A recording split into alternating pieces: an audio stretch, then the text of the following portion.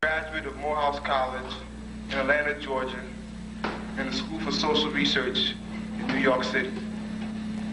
He also taught in Social Sciences Department at Hostoltz Community College of the City University of New York. He pursued further studies in general theoretical psychology at Fordham University of New York City. He has authored a series of articles and books, one being an exceptionally well-written book, The Developmental Psychology of the Black Child. He has also taught a dynamic 5-week course of self-hatred.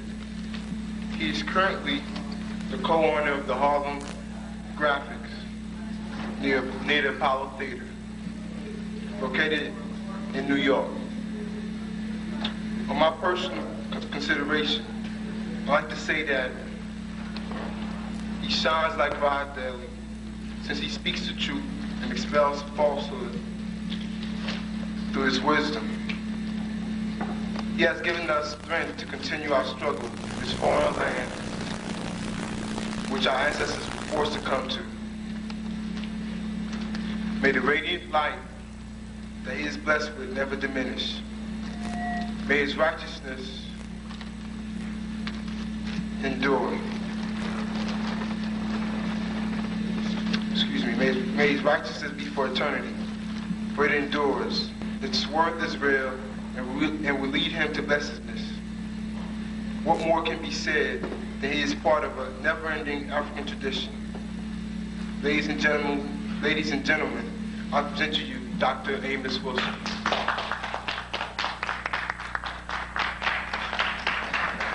Thank you very much for that wonderful introduction. It's good to see you here again today and to see your concern about the continuance and the survival of our people. I'm going to talk a bit about economics. Of course, I do not claim to be an economist, nor a person who's heavily versed in business. In fact, I think one of the major issues we have to confront in this, in our present set of circumstances, is that while we have done a good deal to rediscover our history and, of course, to highlight our history, and there's a good deal of information concerning our bodies, melanin, and so forth, I think we need to broaden the themes of the kind of education we are giving in the community.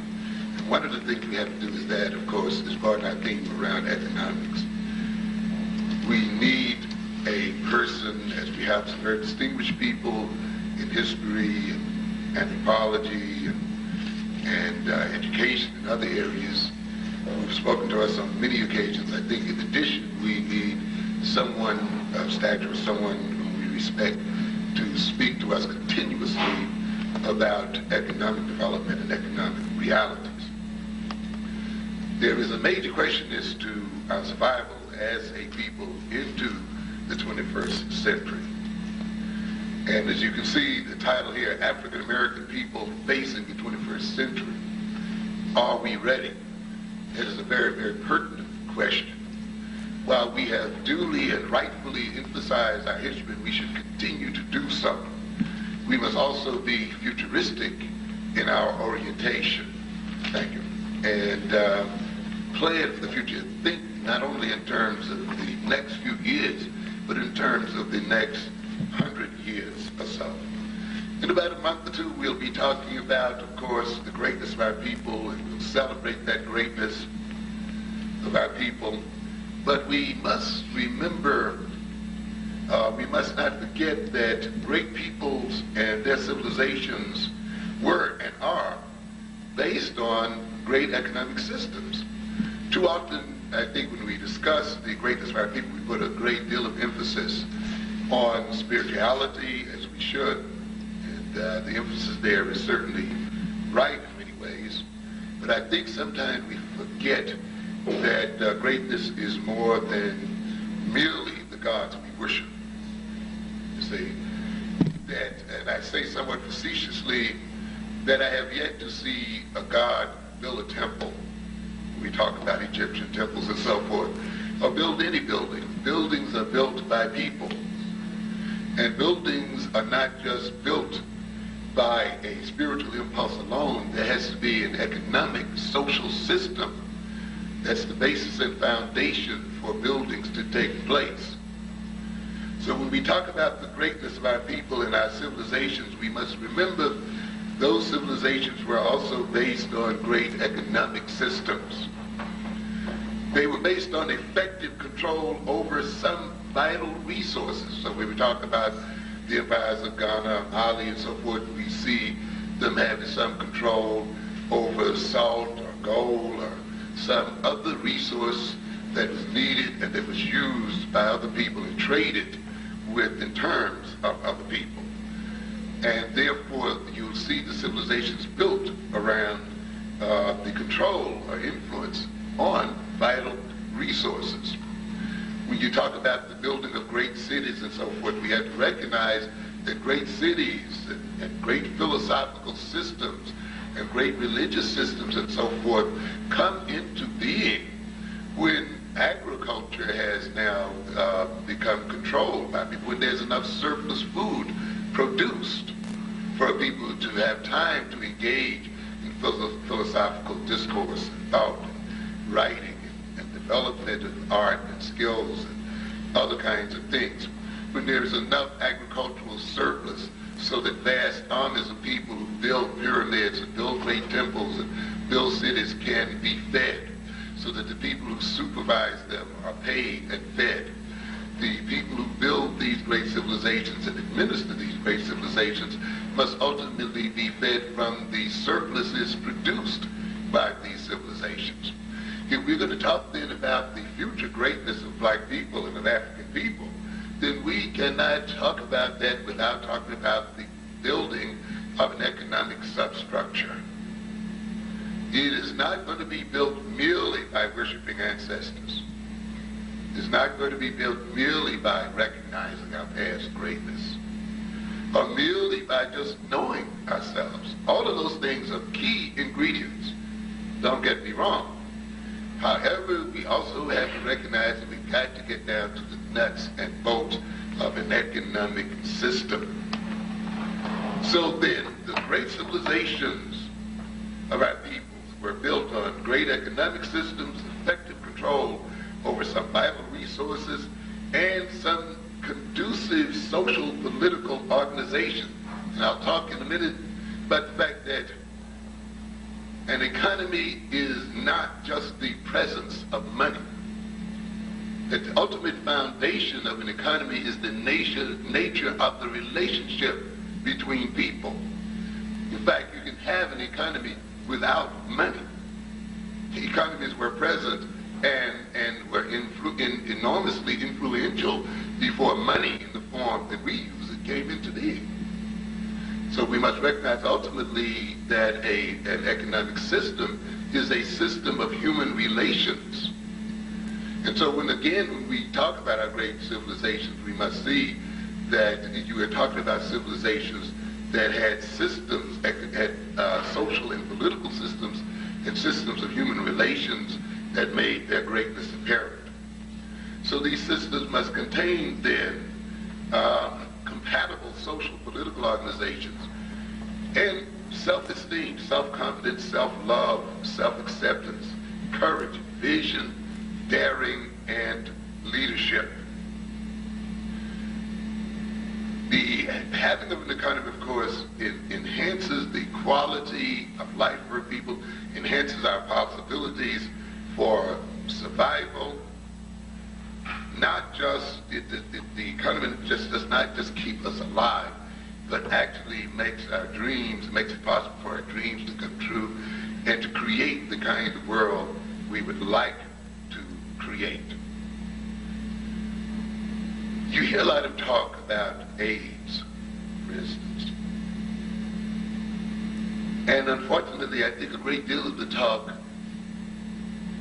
does not touch on how that is related to economics. We talk about the people who, through some conspiracy, created AIDS in the laboratory, and who perhaps have unleashed AIDS upon the African community.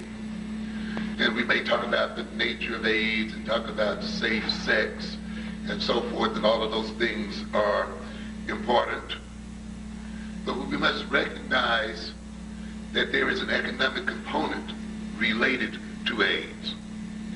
That if AIDS is a form of germ warfare, then it signals to us the future.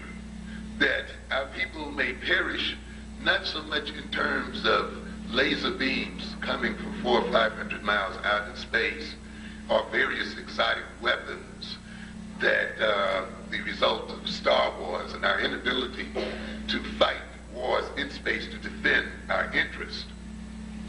But that future warfare may be silent, and it may be relatively slow, and may be in the form of diseases like AIDS or other types that are unleashed and slowly over periods of years, or maybe within a very short period of time, destroy the people without a shot being fired. Of course, when we look at the history of the Indian in the Western Hemisphere, we see that history of where thousands and thousands of people were destroyed through the use of germs. This means then that warfare in the future may not be carried out through the use of artillery and jet planes and so forth, but will be carried out through the use of intellect and research. We cannot fight AIDS by firing guns and weapons. We cannot fight AIDS by jet planes and laser beams in space. We have to fight AIDS through medical research. We have to fight AIDS through the organization of a medical delivery system. That means then we have to develop the intellectual power. We have to develop the institutional power to struggle against a germ warfare attack. That means a group of professors and researchers and others fighting a war in their laboratories, so that when a disease is released upon their population, they must then use their scientific knowledge and resources and institutions to develop a preventative against that disease. Not only must they develop the preventative, they must then have a system in place by which the preventative is distributed. It's not enough that you have a cure for a disease. You must also have an economic, social, and political system that sees to it that the cure is distributed among the population. Right now, what is not even a cure for the disease of AIDS, AZT, will cost you over $10,000 a year to administer. So the mere discovery of a preventative for AIDS still does not mean that that preventative will be adequately distributed among the population. And therefore you need an economic system and a distribution system so that when and if a preventative is discovered, it can be adequately distributed among the population and across classes. It means then, in this instance, that blacks, we as African people, need our own world-class universities. The white universities are not going to function for us. Merely having knowledge is not going to function for us. Now, tomorrow afternoon, I'll be talking to at the African Portrait Theater. We'll talk about education a bit, because I want to sort of attack this concept where we tend to think, I believe, that the mere accumulation of knowledge is going to be enough to bring about the salvation of our people. And knowledge is not enough. Just as I said earlier, money is not enough. Money is not an economic system. Knowledge is not a salvation system if the knowledge is not systematized and coordinated and used and distributed according to some plan and organized in a systematic fashion. So to educate a bunch of black boys and African boys and girls in terms of scientific knowledge, and yet not have scientific laboratories, you see, and not have universities available so that they can use their brains to save the people, means that we will die with knowledge in our heads. We have a great fund of knowledge as African Americans right now. And we have a greater fund of knowledge as African Americans than many nations have right at this point. But the knowledge is not organized in a way and in our interest. For us to fight a disease then like AIDS, it would not only be enough that we have people who know medicine and who know how to do medical research, we have to supply them with the medical institutes and with the resources. But to supply them with the institutes and resources, we have to have an economic system that pays for those institutes and resources. It's not enough then for them just to learn mathematics and science. We have to have a place for our youngsters to work and have that work be productive for us as a people. So when we talk about economics, we're not just talking about ways people can earn more money and have better housing and move from one social position to another. And we're not just talking about increasing people's consumption and so forth as is normally projected. We are talking about the pure, raw reality of biological survival. The ability to live and continue to live and continue to keep our gene pool alive. So economics is not merely about the exotic beauty of owning something, but it's about staying alive. And the African economic situation is such that there are questions being asked about our ability to survive as African people. And this is centered around the economic system. Economics is about life itself. I read something here, no doubt some of you saw it the other day. Life expectancy for blacks dropped 2 years in a row. In other words, ladies and gentlemen, we are dying, and we're beginning to die at a younger age. And this has to do with economics and other things. Let me just indulge me for a minute. Let me read some of these quotes here because I think it's a very important thing. For the first time in this century, the life expectancy of blacks in the United States has declined in 2 successive years, while that for whites has continued to increase, according to a report from the National Center for Health Statistics. Blacks who are naturally endowed to live longer than whites, by the way. You talk about this melanin. One of the advantages of melanin is the lengthening of life. And it's been very clear. When blacks live beyond the so-called average age of blacks, they live longer than whites. So if we lived healthily and lived in the manner that we should, we would naturally live longer than whites. So you have an unnatural situation going on here. Now, instead of the lifespan increasing, it's beginning to regress. This is serious, the researchers say. If you're looking for the big factors, they are homicides and accidents. But those things, of course, are tied into economics. Recently, there has been a tremendous increase in homicides among both young whites and blacks, but it hits blacks harder, with a 15% increase in homicides among blacks for 1985 and 1986, compared with a 5% increase among whites. When we talk about self-hatred, we talk about hatred. Hatred is just not an attitude or a feeling. It is a behavioral orientation. Hatred expresses itself through destruction. And of course, that's the signature of hatred.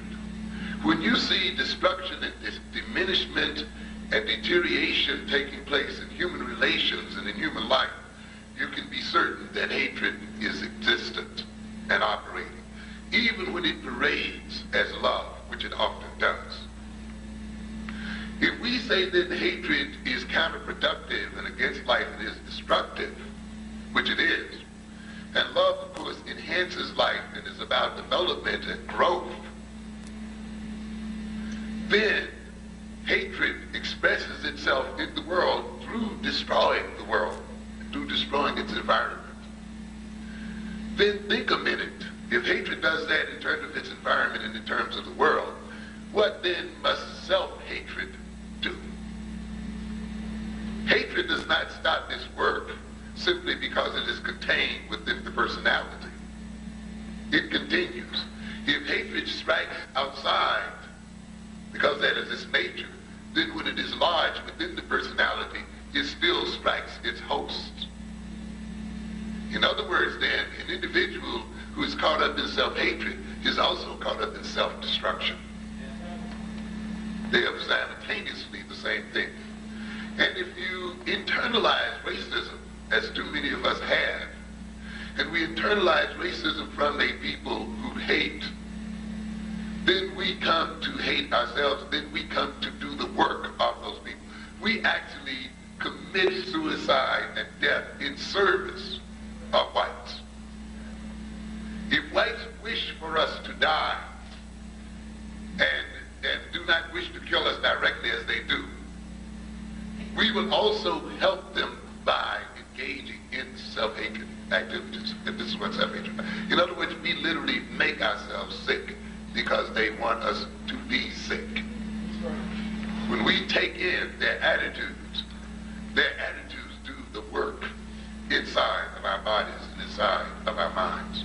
And so when we talk about homicides and murders and so forth, you see then a people who are busy killing themselves in service of the status quo. I often have said in my classes that the reason why black men kill each other so much is because we have not yet decided to kill white men. And that's ultimately what it's about. We have not yet decided to undertake the challenge to overthrow white power. Right. Yeah. When you talk about racism, and we often talk about racism without talking about the people who perpetrate it, and going to the ultimate logical conclusion, which is the annihilation of the people who perpetrated, or at least the neutralization of the people who perpetrated. Of course, we don't want to talk about that too much because it involves the concept of war and actual confrontation. But frankly speaking, you can't seriously talk about getting economic control of yourself unless you're ready to go to war with whites. You may as well face that reality. Maybe that's the reason why we've stayed away from economics for so long. But if we don't then deal with economics, then we have to deal with our own self-destruction. If we don't decide to kill the white man by various other ways, we are going to kill ourselves. This is a part of what we call loving the aggressor in a way that's self-destructive. Where the individual, because he is afraid to attack his source of frustration, attacks himself or attacks an innocent target. We then must recognize that we are destroying our lives because we haven't decided, as George Scott, when he was playing the part of Patton, said, it's not so much, in essence, that we are going to die for our country. We are going to make what? The other ones die for it. Okay? So it's not so much we're going to kill ourselves and we're willing to throw our lives on the line. No, make the other ones who are causing the problems pay for it with their lives instead of ours. Auto accidents also hit the two populations differently in those years, with an 8% rise in deaths among blacks and a 4% rise among whites. Deaths from AIDS, as well as some other diseases such as pneumonia and tuberculosis. And notice tuberculosis is what has been called a disease of poverty. It's very much related and correlated with poverty. And here is the thing that we thought we got rid of 30, 40 years ago, and we're starting talking about it now. Of course, that's because we're again, of course, experiencing poverty going back into it. Also have increased disproportionately among blacks in recent years. So here we are dealing with tuberculosis again, which implies, of course, then economic deterioration increasing to such a degree that it is being reflected in disease. and our people becoming diseased. Some officials attributed part of the problem to economic policies of the Reagan administration. We're right back at it again, you see. A part of our miseducation in these universities and colleges is the segmentation of knowledge and this business of specialization that we are caught up into.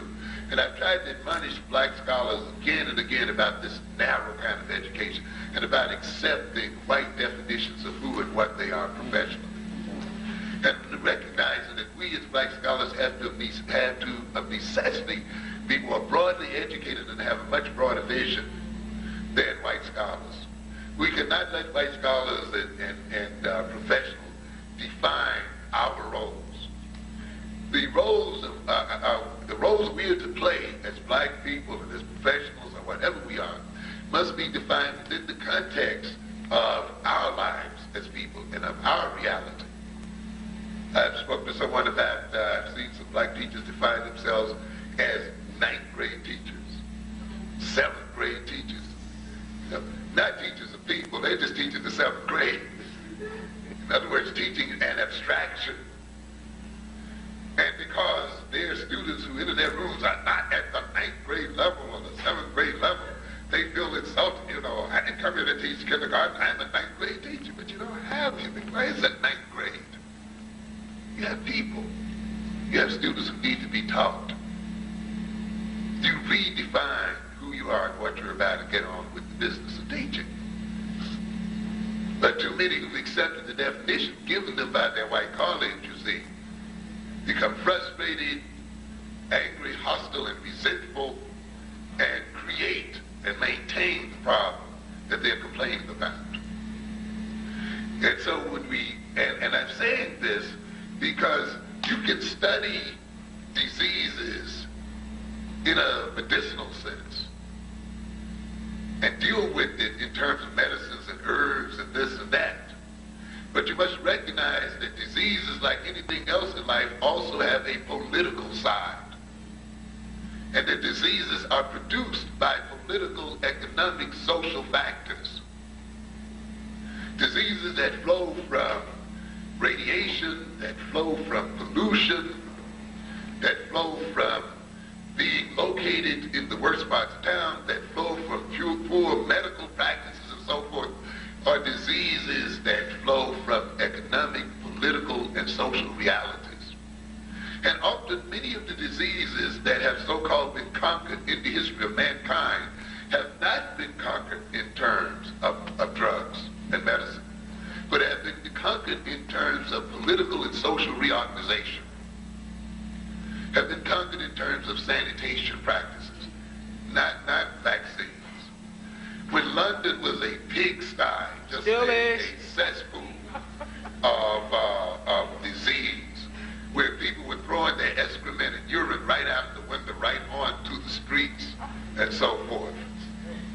Of course, you see, you don't see that on Channel 13 with people with all these nice gowns and stuff, right? All this has been forgotten. You don't recognize that those kings and queens used to crap right in there, right on the floors, right in corners, and places like that. And these people hated baths and hated things like that. These things are not told. We're talking about things that really only disappeared maybe a couple hundred years ago. Yeah, they leave that out of humanity. Yeah, very much so. And it's not dealt with, and the history is solid. And these diseases and plagues were produced by political, social organizations. At last then, when swamps were cleared and sewers were built and streets and things were reorganized, disease was then reduced, which indicated then it was not the medicines, but the political, social, economic organizations that had impacts on diseases and helped to remove diseases and plagues. And this is the thing we have to recognize. This is one of the reasons why the medical system in this country and other nations will work against the interests of black people because they're too narrow. And their lives, of course, depends upon the presence of disease and, in a sense, the maintenance of disease, which is one of the reasons why often people who are educated in medicine are not educated in politics. And I tell black professionals again and again, Teaching does not occur merely in the classroom. Social work does not occur merely at the social work institution or at your particular job location. If you are not involved in political change as a black professional or black worker, you are not fully doing your job. Because it's the politics and the political structure that is often the cause of problems that on the face of it appear to be quite different from social problems and issues. Where you live and how you live will determine to a good degree the incidence of disease. And where you live and how you live, of course, will to a good extent depend upon your economic system and the political system. Right. And here then you see in this article, despite the first opening of it, you find the life expectancy shortening, the increase in suicides, increase in homicides, and yet, right at the bottom here it says what? Some officials attributed part of the problem to what? To economic policies of the Reagan administration, which they said have increased homelessness, which is a case for disease and destruction, cut aid and health care to the poor. As I told you earlier, it's not enough just to have medicines to cure diseases. You must have the appropriate social, political, and other vehicles that deliver those things that fight diseases. And when you then cut Medicaid, Medicare, you cut medical facilities and so forth, you are giving people death sentences. And the medicines are there, but the medicines are not being made available to the people for one reason or other. Either they are not affordable, or either these systems and institutions are not there to deliver them. And otherwise hurt blacks proportionately. It is the first time since 1962 that the life expectancy for any race has declined 2 years in a row, and the only time in this century that the life expectancy for blacks dropped while the figures for whites rose. So what do we have going on here, ladies and gentlemen? This research has stated that while the increase in life expectancy among blacks are generally more precarious, because there are many causes of death that are not being overcome as rapidly for blacks as for whites. Thus, it is easier for adverse changes to reverse a slight upward trend. It first states tuberculosis, which is thought to be rising because of damage to immune systems caused by acquired immune deficiency syndrome, increased among blacks by 8.5%, while it dropped among whites by 3% in 1985 and 86. So we see tuberculosis on the increase, some 8.5% among our people, and having to do to damage to the immune system. Because we know that the AIDS virus, in a sense, the damage caused by the AIDS virus is not so much its own by the very nature of that virus, but it's what it does to the system. In that it destroys the system and it damages the immune system to such a degree that minor diseases, which would normally be overcome, now overcome the system. When you're talking about then people who are malnutritioned or people who are under what we call even psychological stress, one of the hallmarks of psychological stress is a reduction in the immune system's capacity to fight disease. People who are under stress, mental and psychological, are people who are more open to being struck by diseases. And when we look then at our black lives and at our African lives in this nation and around the world, we see a people who are under a tremendous amount of stress, and therefore people who become vulnerable to suffering and death. Deaths due to cancer were also greater among blacks and may have contributed to the gap. Infant mortality among blacks is more than double that among whites and accounts for a large part of the difference in life expectancy. Those differences between the death of black children and the death of black babies have not decreased over the past years when we talk about black people in comparison to whites. The infancy mortality rate is quite high and has not shown a decline. But that gap has not changed in the past few years and could not explain the gap that widened in 1985 and 86. And there are other things mentioned here, but the experts said it is difficult to link the social the social policy and life expectancy, but history has recorded some clear cases. For example, there was a large drop in the number of suicides among old people when the Social Security system was established. So again, you see a connection between political social systems and life itself, and between economic systems and life itself. It, of course, goes on further to talk about the disparity in black and white mortality, and the expert who said that the rise in homicide was likely a major factor. He said that 1 in 20 black men may expect to die from homicide, I'm sorry. But the homicide increase alone cannot account for all of the difference. Of course not. It's a part of it. I saw an interesting piece here as I was reading Bullock's history of black education in the South, to show how things sort of come around again and again. And I'll just have to start this quotation in the middle in interest time. Sparrow and Harris estimated that there were over 100,000 black artisans in the South at the close of the Civil War. By 1890, however, the skilled Negro had been virtually eliminated as a worker. And we often forget, we think that we are just entering into an age where we're gaining skills, and we have to recognize that we lost skills. And that we had so many people who were skilled at the end of the so-called slavery period. And that there were deliberate efforts by our enemies to reduce our skills capacity as people.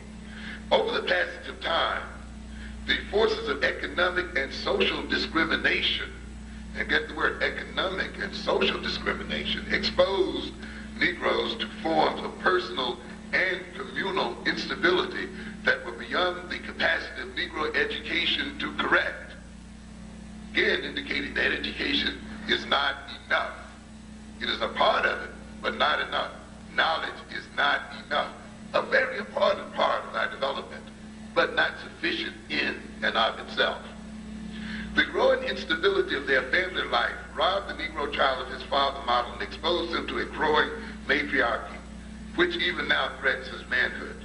Crime rates soared among them, and the self-hate that segregation generated helped give them the highest incident of homicide of any element of the American population. Making the Negro image even more unsightly was the insecurity of body and person that the segregated tradition encouraged, and that the special education program was unable to correct. He's talking about special education. In the context that he's using this term special education, he's talking about it in the sense of the founding of black agricultural colleges, vocational colleges, and institutes and technical colleges, the education of black scientific farmers who ran into the problem that after they learned their agriculture very well and learned to farm scientifically, they had the problem, of course, of getting a farm to farm on, or they had the problem of the fact that the white plantation owners and so forth had no place for highly educated black farmers. If they needed anyone, they needed sharecroppers and ignorant ones who badly knew how to count very well, so they wouldn't be able to tell when and how they were being cheated. And so often then special education, in the sense of especially preparing black males and females how to farm scientifically and do other things scientifically, did not necessarily solve the problem. Out of the persistent blockages to the economic mobility of Negroes came increased poverty and pauperism. The problem of dependency was particularly serious among those in the urban South. He goes on to say, as a result of these economic and social practices, diseases among the Negroes placing a severe pressure upon their small crops of physicians and the limited health facilities available to the race. That is, the diseases spread among Negroes, placing a severe pressure on their small crops of physicians and the limited health facilities available to the race. During the period of slavery, when Negroes represented so much capital investment. Again, now look at this thing here, where from white terms, human beings are seen as capital investment. and are seen in economic terms. Now, we're talking about the late 1800s, early 1900s, and yet today, September 19th, 1988, we're still talking about what? Human capital. Human beings seen as capital investments. Now note this sentence again then. During the period of slavery, when Negroes represented so much capital investment, not even me, their mortality rate was virtually the same as that of whites.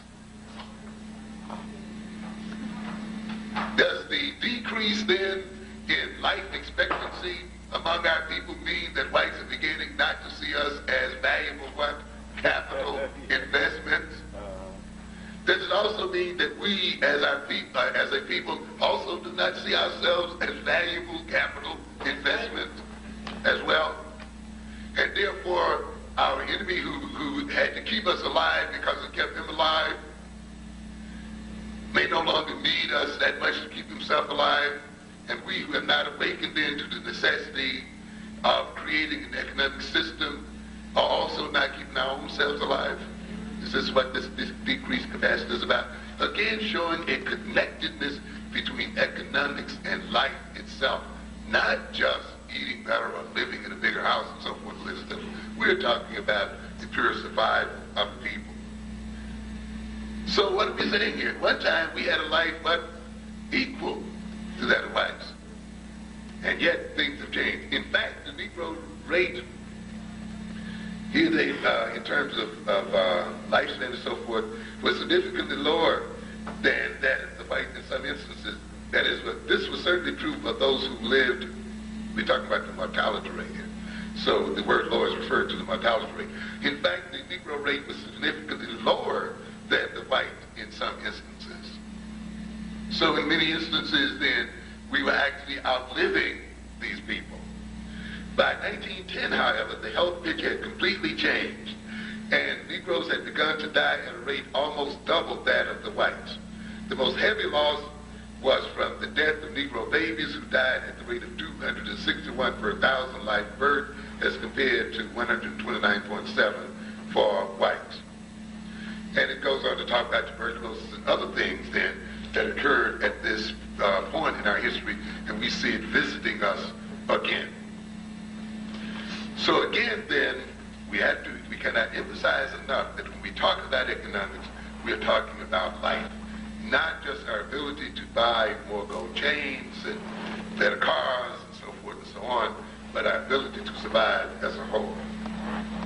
In the interest of time, then, I'll just quickly go through a number of things. When we talk about the 21st century, we have to look at the trends of that century. And what are some of the trends? Well, one of the trends is one that was extolled in one of our major magazines, Newsweek,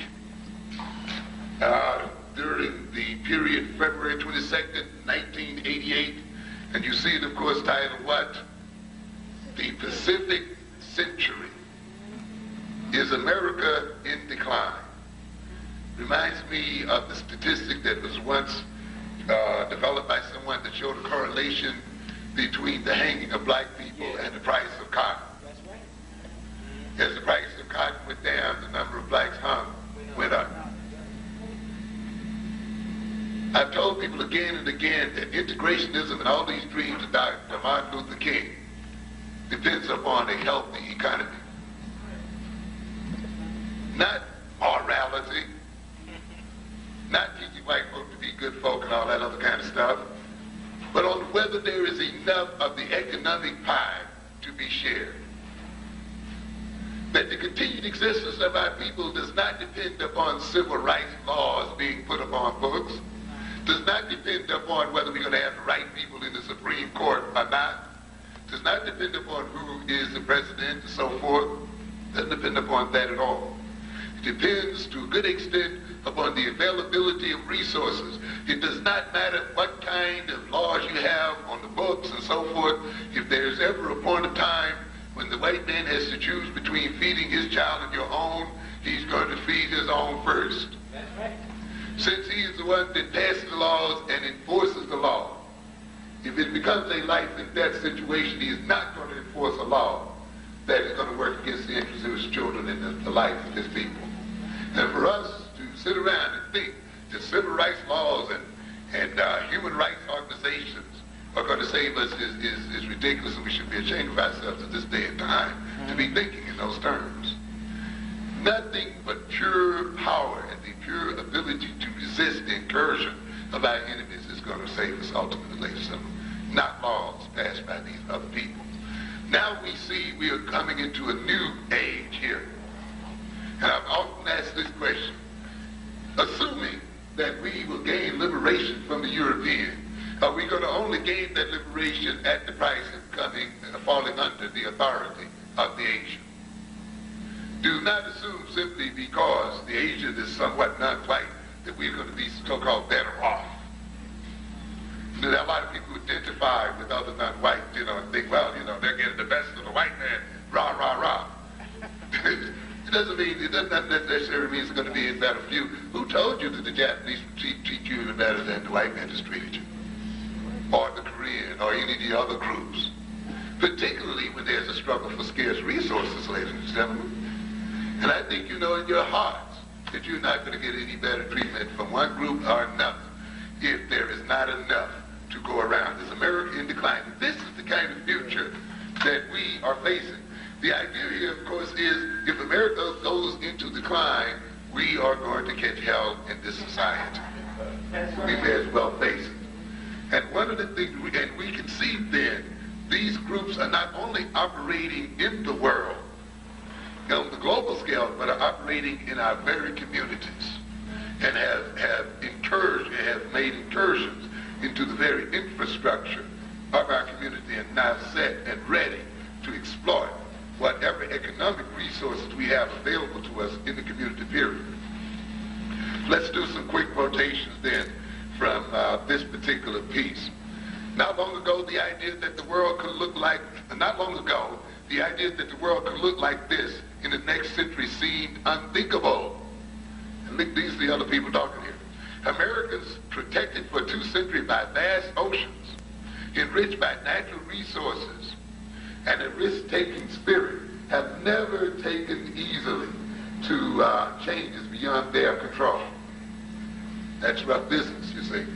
People are have never had to deal with the fact now that things are beyond their control, and this creates a lot of problems. You know what happens to individuals when they begin to feel that the world has gotten out from under their control? You can imagine then what will happen to people who are beginning to feel that the world is getting outside of its control. And often what happens when people feel that the world is getting outside of their control, they look around for scapegoats. They look around for someone to attack. And they don't have to look far, because what the victims they usually choose are the people who are politically, economically, and otherwise the weakest. And we know who those people are. That's right. Vietnam drove home the bitter lesson that the United States was no longer a hegemonic power, and the oil shock of the 1970s showed its resources were not sufficient enough to insulate it from economic calamity. So here again, a reality is being faced. Now Japan is arguably the world's most powerful economic actor, ready to assume leadership in an era of rising Asian power, a period that experts have already dubbed the Pacific Century. In fact, the Asians call it the Asian Century, and they talk about it consciously. They had a meeting not too many months ago where the phrase, the Asian Century, was a conscious phrase and used in a very conscious way. If things continue as they are now, what did the people who study this trend said, it won't be much beyond 2010. So we're talking about within our lifespans here, before Japan becomes the leading power in world politics. Reinforcing the Asian Pacific's rising economic influence are the so-called Four Tigers, the newly industrialized countries of South Korea, Taiwan, Singapore, and Hong Kong. And staring ever more energetically after decades of economic idleness is China, a once and perhaps future superpower. With Asia coming on so strong, says William Overholt, a Bankers Trust economist in Hong Kong. The United States in the next 100 years could become a giant Australia. So here again we see a people reassessing their position in the world. And we're going to see then that position of the United States is going to reflect back on us as African Americans in a negative sort of a way. It means that we as African people have to get over this idea that has been inculcated in us through too much literature and through going to the movies such as the good, the bad, and the ugly, you know, fistful of dollars, where the white man always wins. And many of us believe as long as we are attached to the American white man because we see him winning no matter what. Even when he lost the war in Vietnam, we see him making movies where he still wins in some way or another. And we figured then that as long as we are hooked up to him, he's going to always win, because for many of us, we just can't believe the possibilities that the white man can lose, that there's another group of people who can overrun this man. And so we think then that since his winning is inevitable, even if we suffer, we're going to get some of the crumb from the table of his winning. But here again is a man beginning to realize that he is losing the game. And if he is losing the game, then how much more so if we don't get control of ourselves as people, will we also lose the game as people? I was looking at a show, some of you might have seen the show the other evening about superconductors. I think it was Friday, I think yesterday or Thursday, they did a piece on TV, and how the United States is in a very precarious position in terms of superconductors, and how, of course, the superconductor industry is going to transform the use of energy, and how those nations who have an edge in terms of superconductors are going to have a great edge economically. That's right. And how Japan has already organized its assembly lines and industrial base and organized its governmental and business systems to take advantage of superconductors, and how the United States is still stumbling around and fumbling around. It is so unfortunate that we as black people think white folks do everything right. And I run into that all the time as a business person. I'm going to take it to the white man. You know? And that's because so many of us don't read the Wall Street Journal, we don't read the New York Times business section. That's right. And where every day you see mistakes and stupid errors and everything made all the time by these people. But the average black people person just thinks, oh, they do everything right and they get it. You know what the situation is, ladies and gentlemen, they are able to make us pay for their mistakes. That's the advantage. I, as a black businessman or as a small business person, you make a mistake, you got to eat it, man. You're out. Con Ed, some of your electrical company over here, AT&T, they make a mistake, what do? Up the rate. Up your rate, that's all. And you think they're some great business person. All they do is just make you pay for it. You see, one way or the other. And yet, you can see the mismanagement of the American economy. The mismanagement of the American economy has been atrocious. The mismanagement of American business has been atrocious.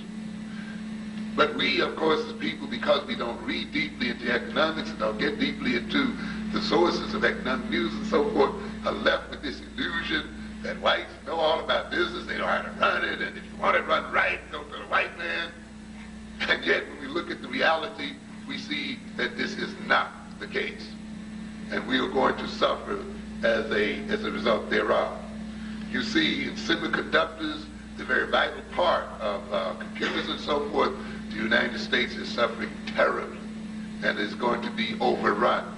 The United States government has to subsidize the semiconductor industry, because if not, the Japanese, they will have to buy the semiconductors for the computers from the Japanese, which means the Japanese would know, in a sense, the structure of their most vital military computer operations.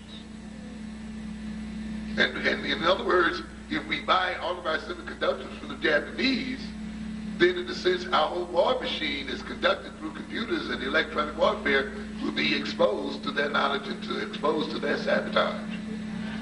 Again, we're talking about economics and the pure survival of a people.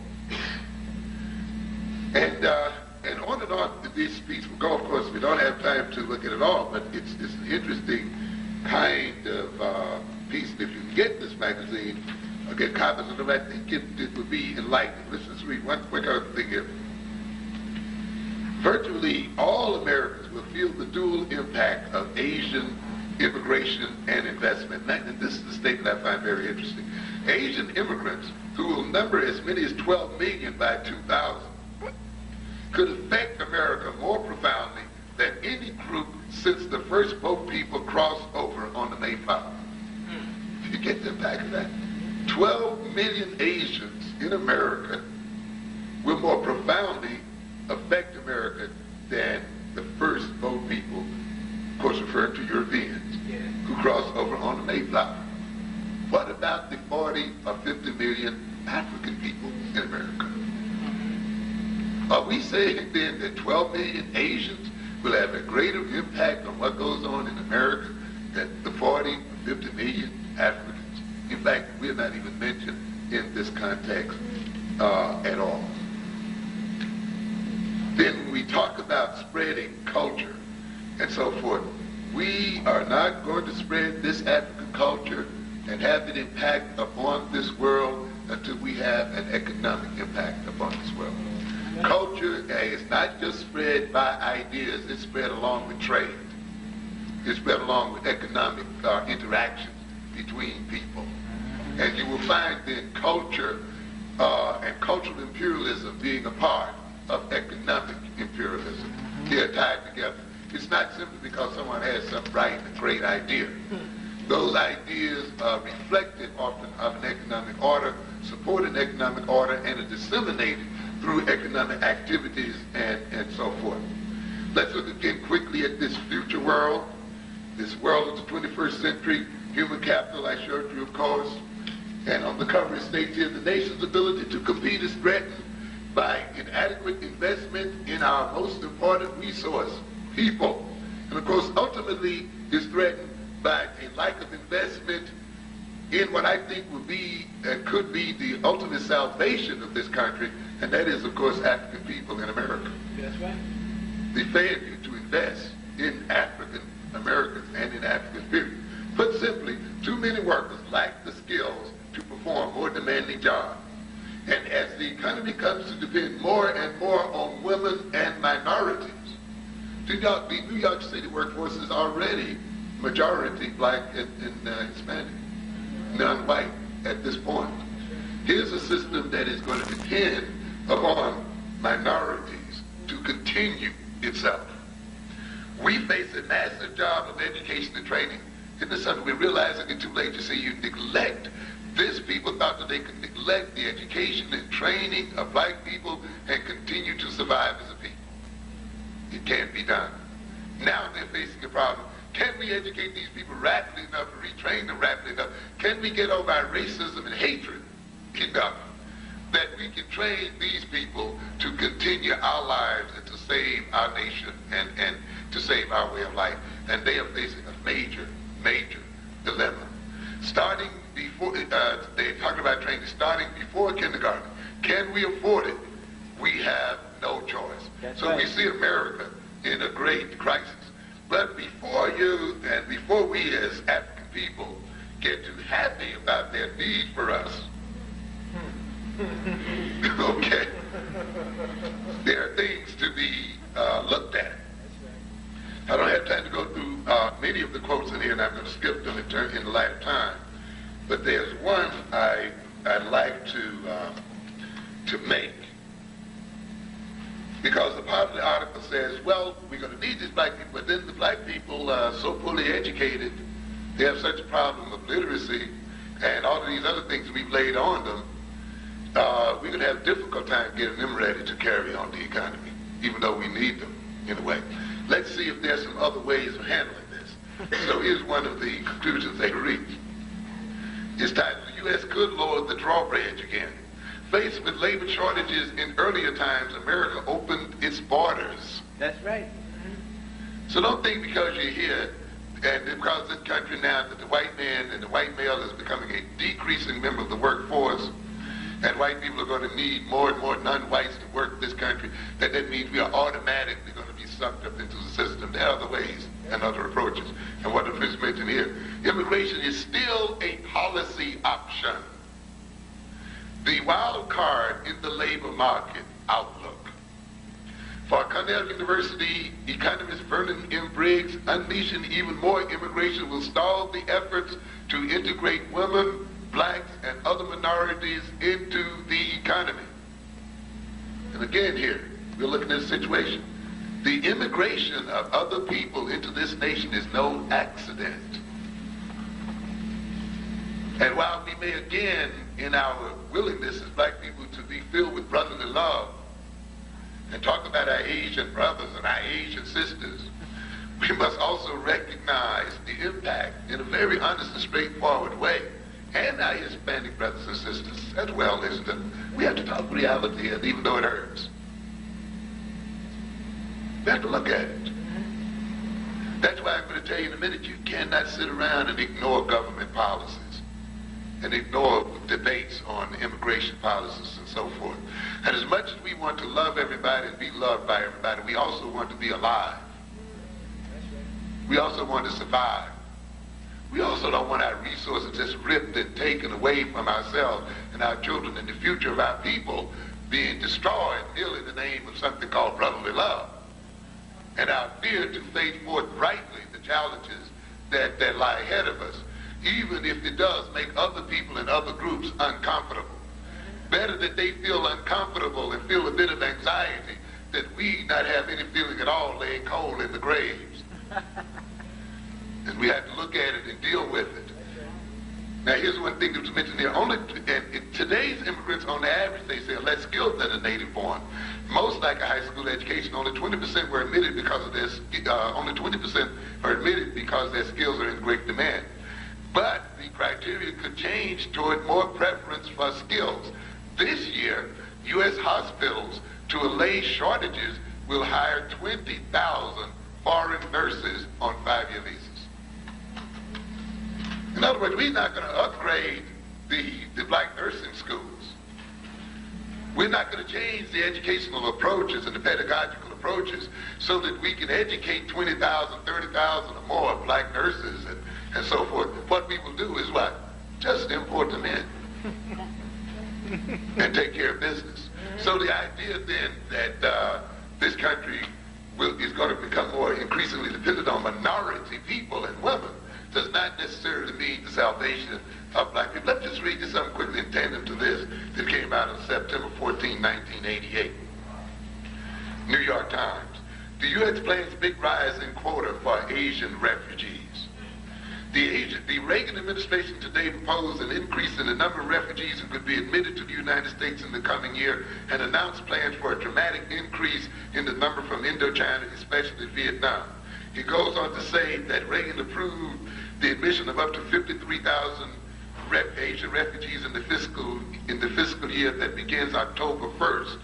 Mr. Reagan had set a limit of 38,000 Asian refugees in the current fiscal year, and the State Department estimates that 35,000 will actually arrive.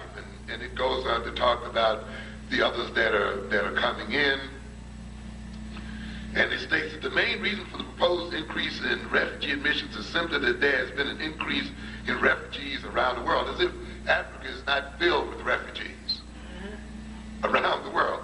We get an influx in Asian refugees, and the rationale is, well, we're admitting more Asians because there are what? More refugees in the world. A very interesting logic there. Administration, the official said the number of refugees worldwide now exceeds 12 million, according to the United Nations.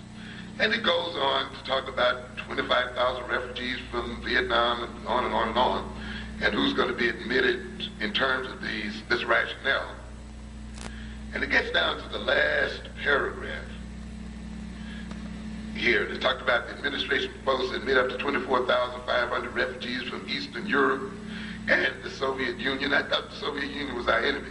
That's an interesting thing there too, in the coming year.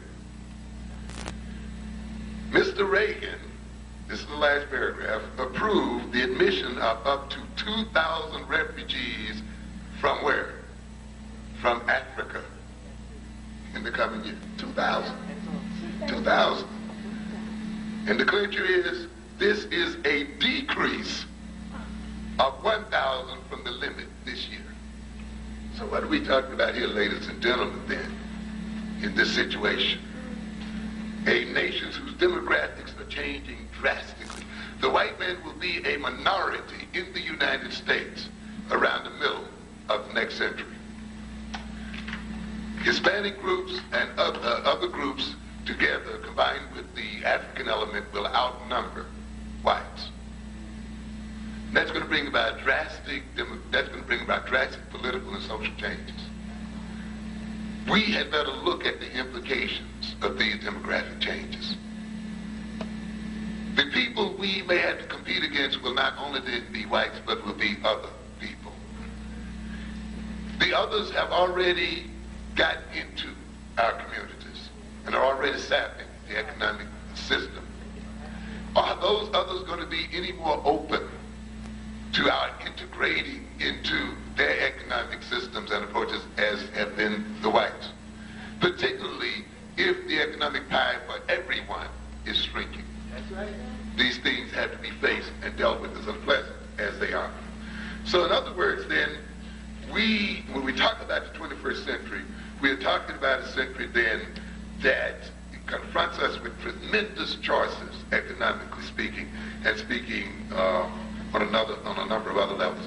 I'm going to dispense with the quotation of further statistics and statements about our relative economic position, too many of which you already are familiar, and sort of emphasize some of what I think may be the more practical approaches to our economic situation as a people. And I'm just going to go through the list in the interest of time here that I have brought up.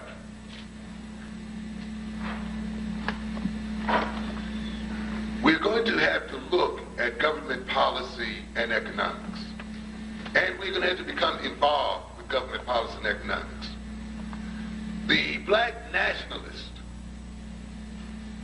must get off their high horses and face economic reality.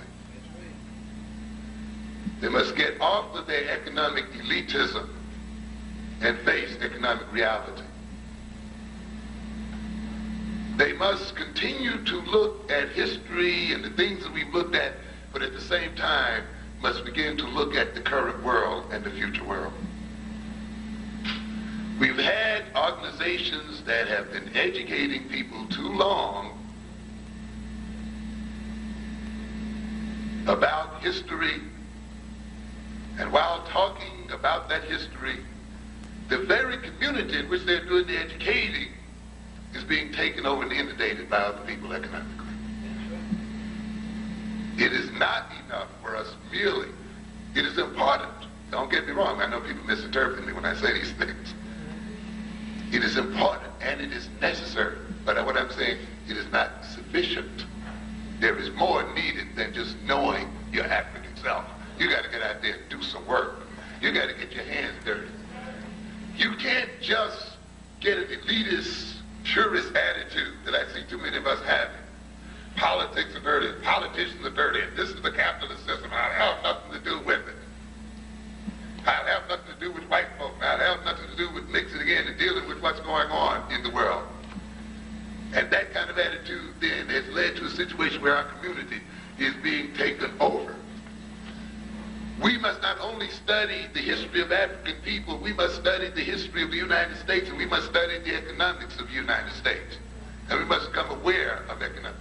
We must become more aware of the international politics. I hear some Negroes say, well, I don't give a hoot about America, I'm going to Africa. What are you talking about, man? The white man's influence is global. You're not going to escape the white man by going to Africa. He's going to be everywhere you go. You must recognize that you're dealing with a global economic system. And you're going to have to confront it everywhere you go. And you're not going to escape the economic pains and pressures of the white man by running to Africa, because you're going to run right into it over there. And therefore trying to ignore it and trying to ignore the knowledge of it can only be done at the peril of our people. We as black people must recognize that there is an intimate relationship between governmental policy and economics. In fact, governmental policy and economics are one and the same thing. The greatest part of work done United States and by the president and so forth, the greater part of bills that are processed through the Congress and in the government are concerned with economic policies, ladies and gentlemen.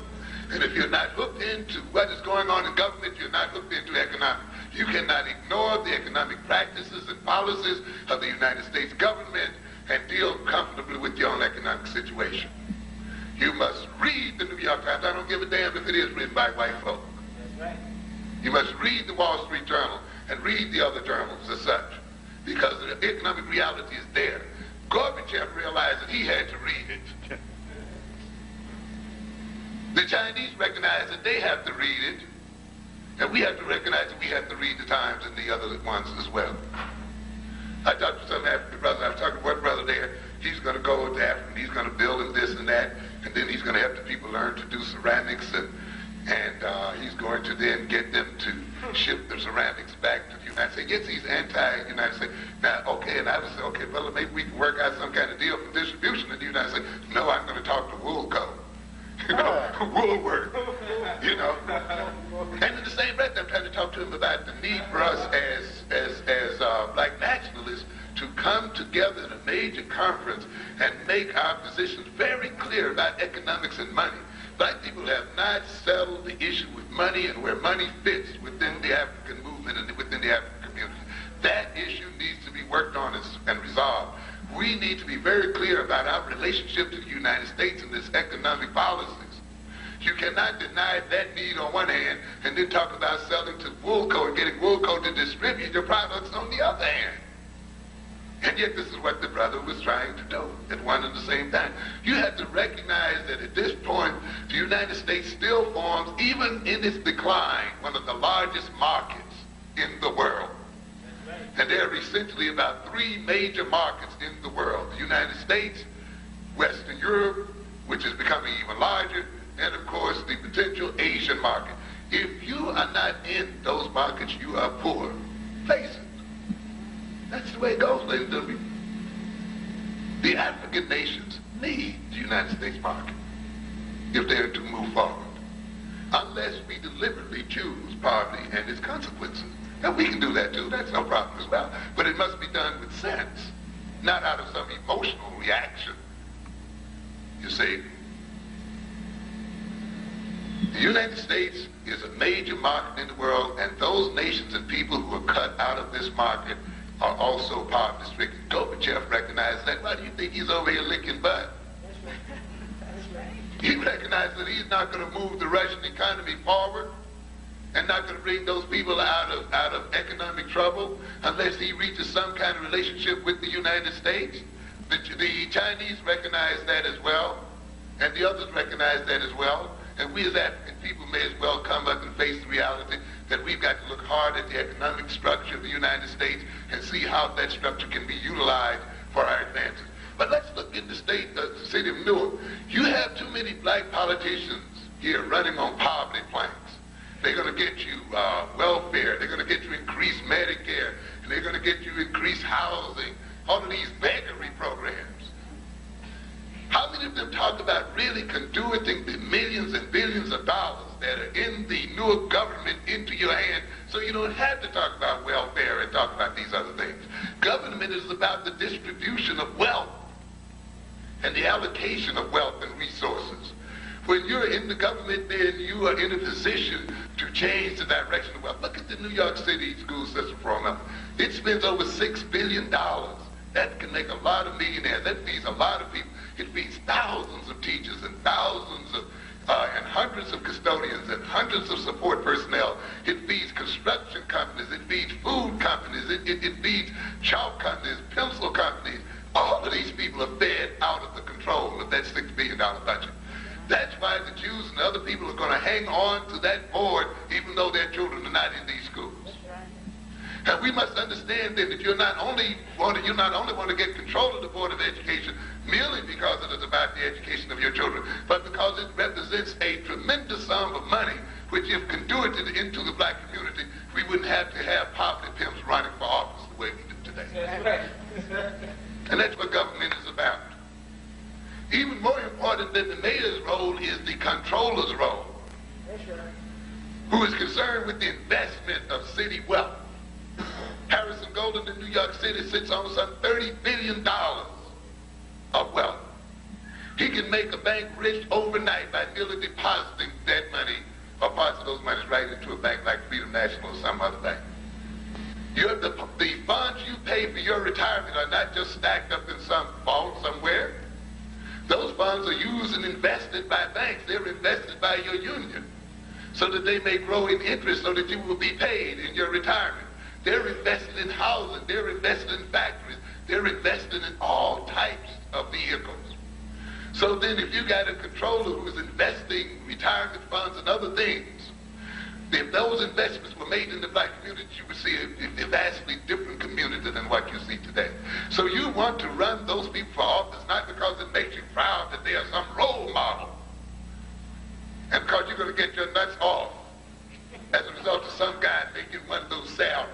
That's right. And this is what we do as people.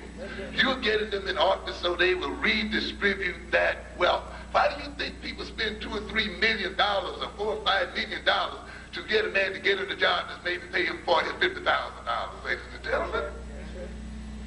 The business of America is what? Business. That's what it's all about. We must understand the relationship between policy and economics. The government has tremendous impact upon the economics of a nation. Taxing along, tax incentives, when to tax, how to give tax relief and so forth. Regulations in terms of price settings, regulations in terms of rules of how an industry is run, regulations in terms of affirmative actions, regulations in terms of minimum wages, regulations in terms of subsidies of things like farm crops and other kind of things, distribution of money for research and development, selling of government land and institutions and so forth, which they literally give away government control over natural resources and things of this nature. All of these policies are economic policies. And if you're not into those policies and understand those policies, then you're not into economic development and growth. When the nationalist community discourages people from becoming interested in a deep sort of way in American government political activity, and when we discourage people from becoming engaged in political activity in America, we are being counterproductive, not productive, ladies and gentlemen. We cannot protect our people by developing a deliberate ignorance of what is going on in the world around us. We must become aware of what is happening. We must recognize then, in moving out of our economic situation, as I said earlier, that economics is a set of social relations more than anything else. Not just money. We have money as black people. It's not the absence of money. If we didn't have money, other people wouldn't be jumping into your community trying to take it out. You can't get something from nothing. There must be money in the black community because you see people who jumping over each other to get it. Millions and billions of dollars flow through our communities. Teachers that don't live in your community are what? The money's coming in and they're just taking you out. Policemen who don't live in the community. Garbage men, sanitation men. Think of all the city workers and other people who don't live in the community, and yet those are millions of dollars for service to the community that does not stay there and goes in another direction. Ultimately, then, what we need more than money is a set of relationships one to the other that sees that money is used for our interest. As I said earlier, there were economic systems before there was money, because it is the nature that people choose, the nature of relations people choose. And we must understand that we have to work on changing the nature of our relationship one to the other first. When we talk about the maladjustment of the personality, the lack of trust so many of us have in each other, the lack of faith that so many of us have, the lack of importance that we place between ourselves as people, you must recognize that those things have been instituted in us by a system that wants to take us out of economic competition. As I've said in the other context, when you look at almost any character flaw or maladjusted trait in the black personality, you can trace that trait back to an economic political function. We are not shaped as we are merely because someone hates us, merely because they have something against our color. We are shaped, and the kind of personality traits are created in us so that we will not be competitive against other people, and we essentially can play the role that we've been designed to play in this culture, and that is one of consumption. And consumption based on compensating for inferiority complexes. And having an inferiority complex is the major motive behind black consumption. And you can believe then that any people who make money out of our feeling inferior are not about to remove that feeling from our personality. That's right. And it's that same feeling, while it supports the economics of other people, stands in the way of our own economic development. And consequently then, we have to engage in some form of sociotherapy so that the relationships between ourselves may change. We have a history in America, in the African society, of raising diligent money. I was hearing the other day about the Nicaraguans in Miami who are becoming economically organized. And of course you're familiar with the Cuban organization in Miami. And you're familiar with blacks who've been down there hundreds of years and they've yet to be organized and yet complain. What is the problem? A lack of systematic relationships one to the other as people. The Africans had what we call the Susu or Isusu, which we see operating even within the Caribbean community that somehow was lost in the black community. It's a type of revolving credit system that must be revived in the black community as a base for creating our own system. These banks are not our banks. I don't care even if you talk about Freedom National. They're not our banks. Those are institutions created by other people for other people. And even when your own people are in them, they must obey the rules and regulations and standards set by the other people. There are no such things as standard business practices, which Negroes like to talk about a whole lot. No such thing. They are white folks' business practices, and they are standard because they work to their advantage. Do not be deceived by these things. We need, as a people, our own system of financing, our own banking system. As such, this is the only way you're going to move up. When you study the history of other people, you will see that this is what happens. When you go to a white bank, they give you this whole handful of forms, and right away you can see you're in trouble. Give me your last 3 years of your income tax statements, you know, and your corporation papers, and this one and that one and so forth. Yet you read, if you read the New York Times closely, how two brothers, two white guys who were brothers, got in debt to the tune of something like $250 million. How? Because they could get loans on their signatures. They didn't fill out forms and all that other stuff. They walk into a bank and the bank, oh, how you doing, Mr. So-and-so? The banks were flattered to give them money. They had rooked those banks out of $250 million before they caught on. But when you go in there, what is it? Form after form, and this after that, and you call that what? Standard business practice. Not for people who are inside. That's right. Not for the people who created the system. You'd be surprised at the informality that takes place in the use and movement of money. That's right. That's right. You see? But then that means we have to develop our own informal systems. We must develop these credit unions so they may be used. We must develop, of course, community ownership. One of the problems with these nationalists, not only are they African nationalists, they're also caught up in Marxism. They got both of them kind of confused and upset and are paralyzed between the two.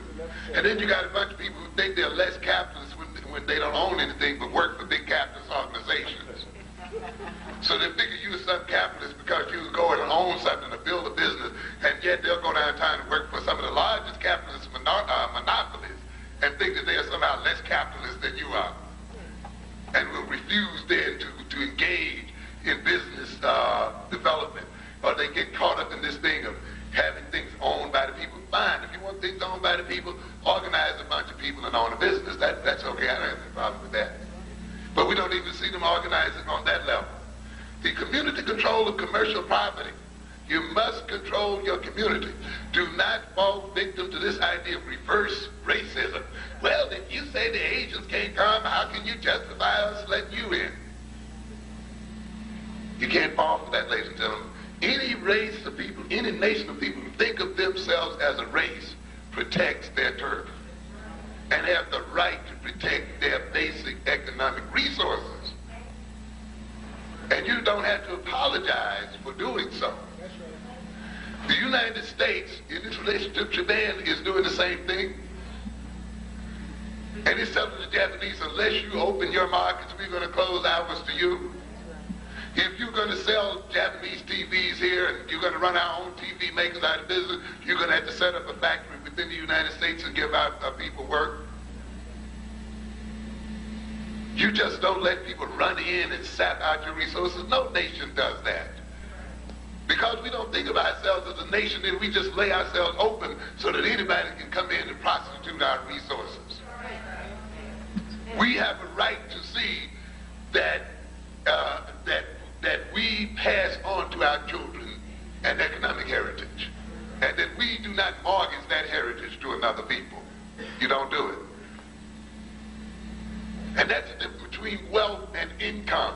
A lot of us confuse. You see a lot of comparisons. What's the black income compared to the white income?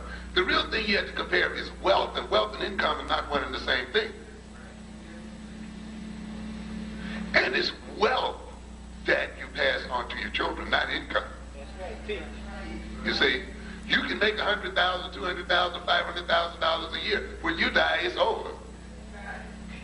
Their children don't get that salary. The next person who gets a job gets a salary, not your children. But when you own land and have real estate and have real property, that goes on after your death, and it moves right on into the next generation. And it is wealth that we must concern ourselves with. And therefore, we must own the turf on which we live. And we must then see that we have control of it commercially.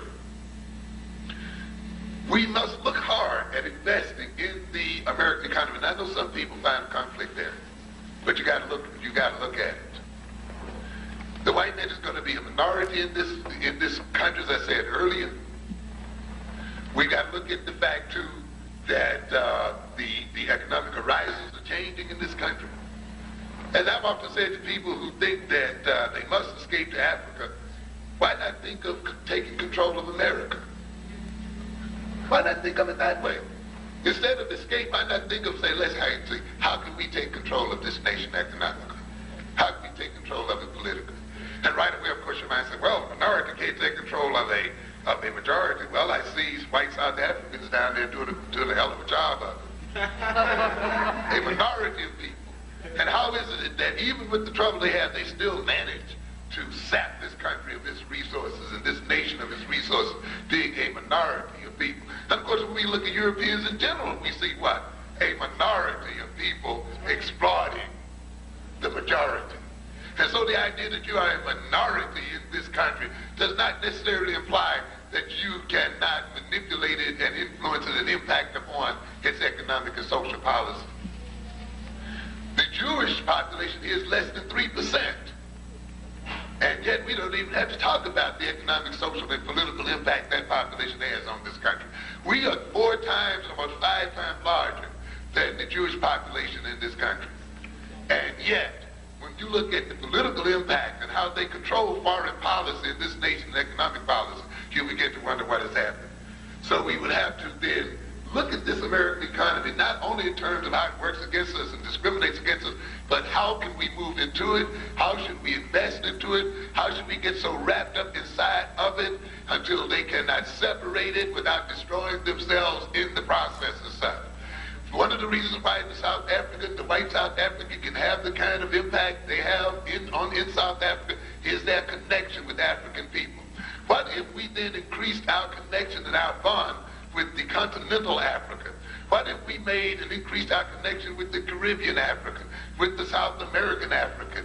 Then it is quite possible if those bonds were strengthened and economic relations were strengthened, we as a so-called minority in the United States could have a major impact in the economic development and direction of this country.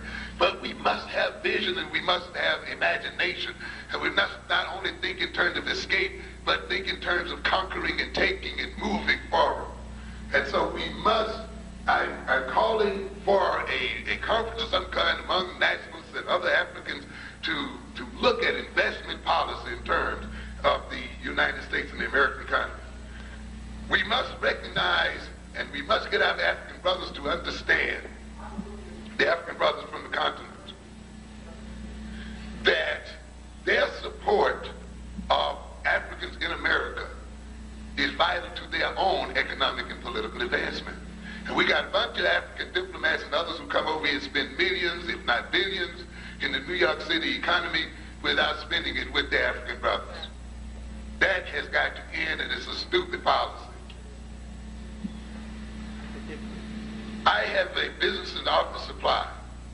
I cannot go and even pick up a pencil that says made in Africa. I can pick up one that says made in Taiwan. I can pick up one that says made in China. I can pick gem clips up made in Taiwan. I can pick all kinds of plastic objects made in this country and that country, but I have yet to find one that says, well, made in Africa, made in Nigeria. If we will recall, the Japanese economy developed from the making of these kind of small items. Little plastic objects and this and that. It's important, though, that a nation can start at this level, because what it does is organize the workforce, and it rationalizes the economic system.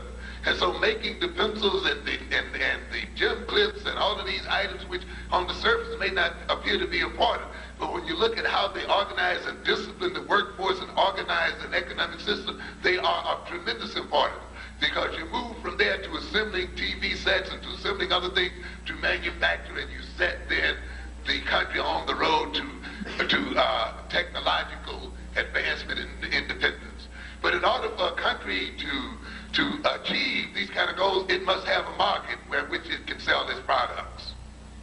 And products are not sold merely because you make them. Those products must be distributed, and markets must be made available for those products.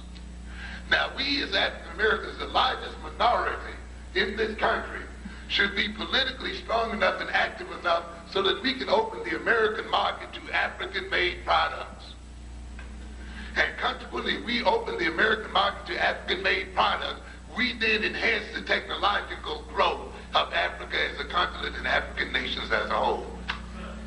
But if you're not in the Congresses, and if you're not electing your people, and if you're not building the committees so that when this nation makes decisions as to who is a so-called friendly nation that gives certain trade advantages and so forth, you'll find a situation where, though we are the largest minority in the nation, those people who have the smallest minorities, the market of the nation is thrown wide open to them.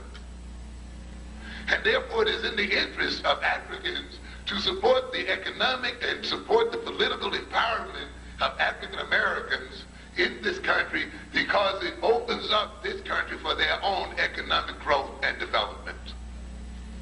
And it opens up then a network between Africans and Africans on the continent that will have the most powerful impact this country has ever seen, and the most powerful impact that this world has ever seen. But you got to talk about it, you got to study it, you got to work at it to see what it's about. And I don't see it discussed enough. Must think in terms of nationhood. A system must, in order to have a system, that system must fall in terms of some kind of systematic relationship between people, as I said. And the economy is a systematic relationship between people. We at this point as black people are individuals with money. Okay, and that's quite different from an economy. It is only though when you get a sense of nationhood and peoplehood do people move beyond individuals with money to a nation with money, and you have a money system and a credit system and so forth available. Nationhood and a thought of nationhood and peoplehood is necessary to the development of an African system. I've got to rush through. We already have a distribution system set up in the United States. How many churches are nationally organized? The AME Church, the CME Church, the Baptist Church. They have churches all over the country, in every city, in every place in this country. They send literature, they have hierarchies, they have functionaries, they have a whole system of organization, and yet we think we can't run a nation, yet you have national organizations. These national organizations can become the basis for a national distribution network economically. These churches and building shopping malls and housing systems and impacting upon supermarkets and other kinds of things that are in black communities can then make markets available so that we can engage in African manufacturing.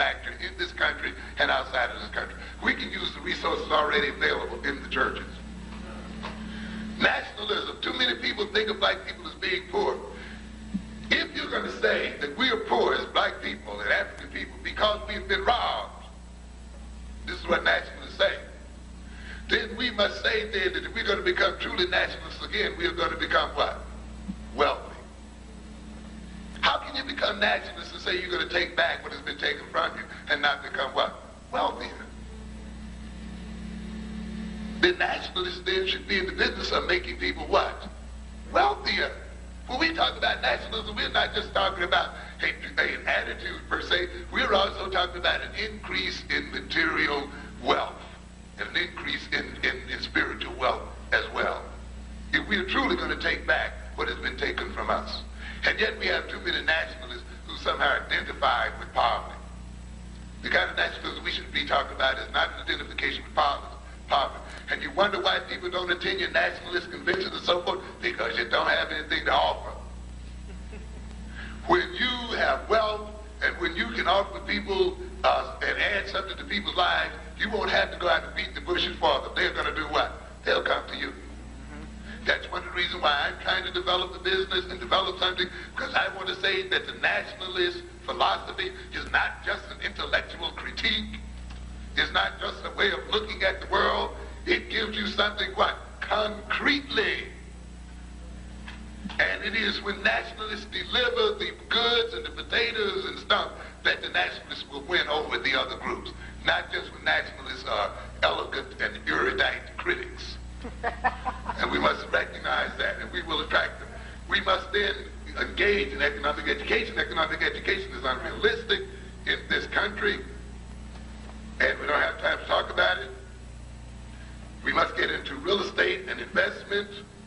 To a good extent, we can fund our economic activities by backing in real estate. We must check immigration policy. We must look at the church not only as a place where people shout and get spiritual food, but the church must be seen as a business. If you have time, read the relationship between Protestantism and capitalism. Tony's book. What is it? T-A-W-N-E-Y. R.H. Tarney, who talks about the spirit, Protestantism and the spirit of capitalism. There's a relationship between people's religious concepts and ideas and their economic development as such. In the black community, these things have been too long cut off one from the other. We must then see the church, which has billions of dollars under its power, as a source for economic development. Organizations as business partners, we should look at that. Of course, initiation, someone mentioned here, the whole kind of thing. We've been taking control of our community, employing our youth in protecting the community, getting over the pure ignorance. There's just pure, outright, and rank ignorance in the black community about matters of economics. And too many ignorant people going into business.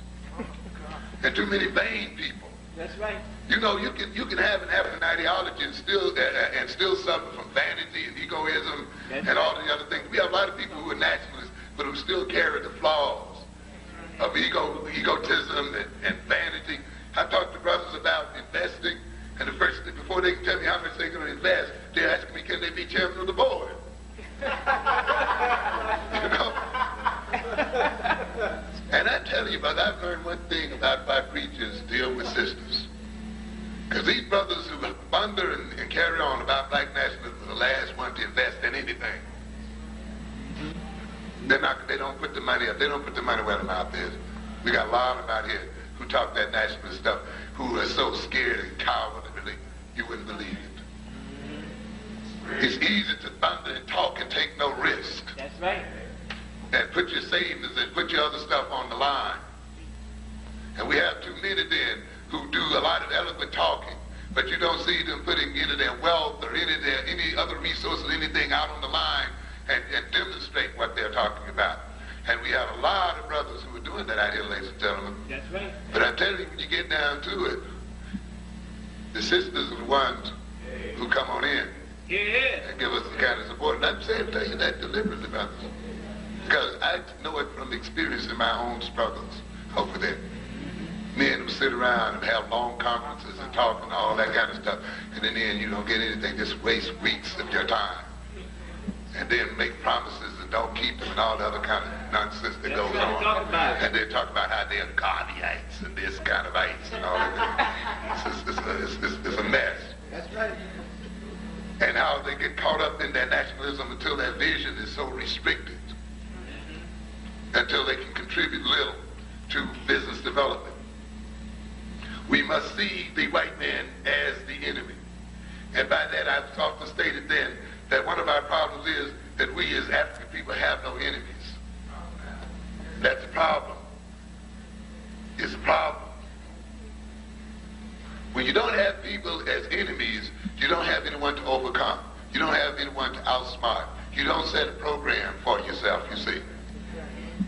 The Japanese see the United States in a sense as an enemy, in the sense that it's to be overcome, it's to be outtraded, it's to be outdone. Then we must set and be strong enough to say, we are in this world to overrun the white man economically. That has to be a part of your program. I don't give a damn how scared you feel when you say it. You got to go on and do it. And you got to set the program up for doing it. And you got to move forward. If you don't set it that way, you're going to die. I'm telling you up front. That's right. Because once you have that goal organizes your mind. It stimulates your imagination. It stimulates your vision. It gives you the persistence and the patience and the other kind of stuff you need. And you need a lot of it out here if you're trying to make it economically and develop things economically among our people. We must then watch these redlining banks. Stop giving banks money to finance other people, to finance highways for your jobs to be moved out, to finance suburbs, and finance everybody but the black community. We've got to become more conscious of what banks are not contributing to the black community, but are soaking up city money, black money, and so forth, and using that money to finance other people. And a deliberate conscious program of boycotting and burning these banks down must be instituted. We have to let them know. And we have to, of course, ultimately, we're going to have to build our own situation. We must build our own business schools and develop our own business school. A course is not only determined by the nature, by its subject matter, it is determined by the issues and problems facing a people. When you take a course in economics in the white university, they have what they call case studies and so forth, where they take actual problems and business problems and situations from their own community and make the students work those problems out as a part of getting credit in those courses. That's right. That's absolutely That's the way these people are educated. But you don't find these problems say, well, given this is the shape of the black community, how will you raise money? How would you change this customer who's been accustomed to thinking that things made by white folk, even if you are selling them, are inferior to those things made by black folk? How do you set up a marketing plan to turn these kind of people around? How do you set up a retraining program for the black business person as such? How do you move? What is the nature and shape of the black economy? Does it pay to look at the native black African American economy as a third world economy? What does that imply for banking services? Does it mean then that banking services which have been developed for a mature economy are inadequate for an economy that should be looked upon as a developing economy? And therefore then maybe the cash and the things we need are cash that's normally available for what we call venture capitalists. We have a lot of venture capitalists out here, ladies and gentlemen, but you know what they say, unless you borrow $1 million or $2 million, we can't do business with you. But a lot of people tell you right away, I don't need $2 million or $3 million, I need $40,000 or $50,000. Oh, but that's too little for us to lend you. So you get caught between two horns of the dilemma. You either get too much or you can't get enough. Put that into a business class for a black business student. How do you solve this problem? How do you take the churches and organize church money in such a way that it can be used for the advancement of the black community? Those are the things that a black economics course will offer. We must then also look at our Africans. There are many Africans on the continent who have money. That's right. How is that money, and many people across the world, African and particularly non-Africans, see the United States as the best place to invest their money because of what they see as political stability and other kinds of returns. And a lot of the money, in fact, the United States, as a debtor nation, has stayed alive these last 10 years as a result of Japanese money. The Japanese essentially have financed the United States economic system. When we talk about a nation selling bonds and so forth, what we're talking about is a nation that's borrowing money. And when people buy bonds, they are lending money to a nation. So when the Japanese buy United States bonds and so forth, what the Japanese are doing is financing the United States as an economy. And when they invest in building and in real estate and so forth, again, they're financing the United States economic development. What then is happening with African nations and African people and African individuals who have money and resources? How are those monies being invested in the United States? Are they being invested in the United States? Are there African Americans who are agents for their investment in the United States? And are they being invested in such a way that they can benefit the African community? Can we, as African people in America, look at the resources we have and decide how we're going to use those resources? We have a great deal of expertise in this country. Have we as African Americans looked at how we can export that expertise? Mm-hmm. Can we sell the expertise we have available? You know, you look at Colin, what's his name? The general? Colin Powell. Powell. Very interested in it. Here's a man who was Reagan's major, the chief, military advisor. Literally being the commander-in-chief in a sense, because he's the man that's going to tell the president pretty much what to do in security matters. Now, of course, he's now going on to be the head of all American ground combat forces. That's right. Very interesting. He's going to get a 4-star. He's getting ready to be promoted to the Joint Chief of Staff. The ultimate military ruling power in this country and in this world, ladies and gentlemen. Black men sit there. What kind of black man must that be in that kind of position? What kind of knowledge does he have available? How many other generals do we have? How many other sergeants? How many other special forces? And yet, how and why should our people in South Africa fight tanks with stones and rocks? How can we export that military expertise? How can we export the computer expertise that we developed here? How can we export the other kind of expertise that we have available in America today? How can we do scientific research and export our scientific talent to African countries and use scientific talent in America for the development of our continent as such? Those are important questions we should ask, because ultimately, ladies and gentlemen, just as Israel is seen as the ultimate refuge for the Jews in America, we have to see Africa as the ultimate refuge for Africans in America. And consequently, we must prepare that continent for the possibility of our homecoming. Thank you very much for your attention.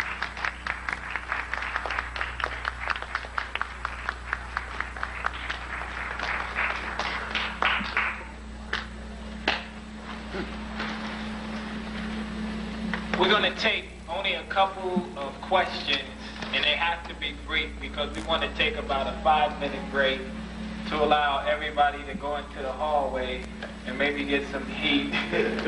Because instead of turning the heat on, it seems as if they turned the air up.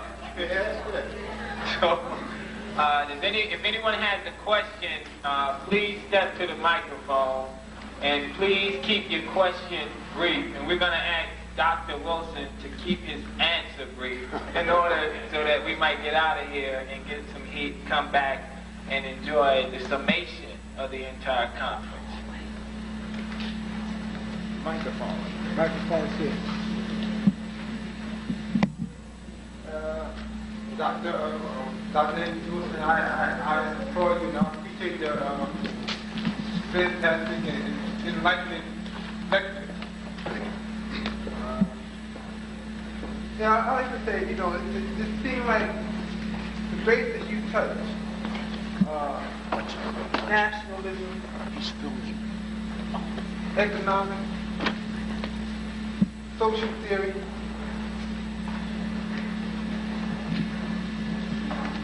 and those bases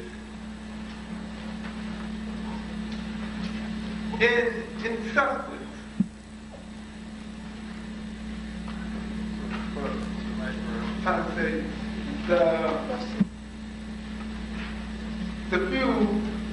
that I see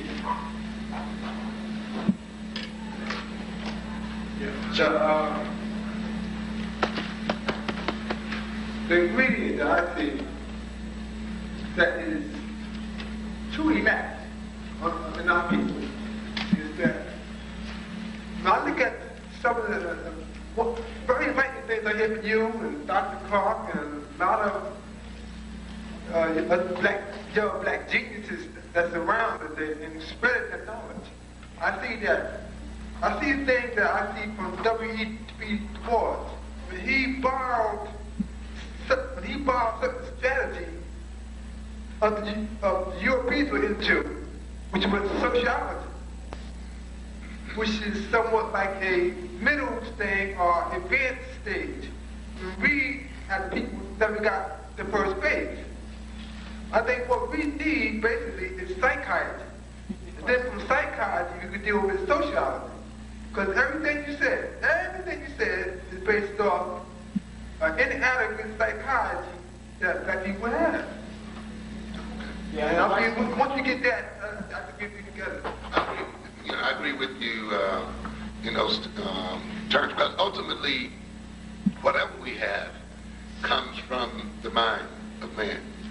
And everything that we experience ultimately is converges and comes from the psyche. And as I think you're implying, then it is the nature of the psyche that creates the nature of the world we live in. And once then we can recreate the nature of our psyche, we then begin to recreate the world. And I appreciate your comments. Thank you. Thank you, Ken. That's okay. I do appreciate what my brother was saying. I understood you to say you were addressing the power of the black church. You were addressing nationalism. My question to you is, according to your knowledge and understanding, what nation do we, the so-called Negroes of America, belong? In what sense? In the sense of land, language, culture, identity. For example, my brother, you speak of nation, right? What nationality are you? The thing that I'm speaking to at this point here, I see myself as an African person, which is a very broad term. Hallelujah.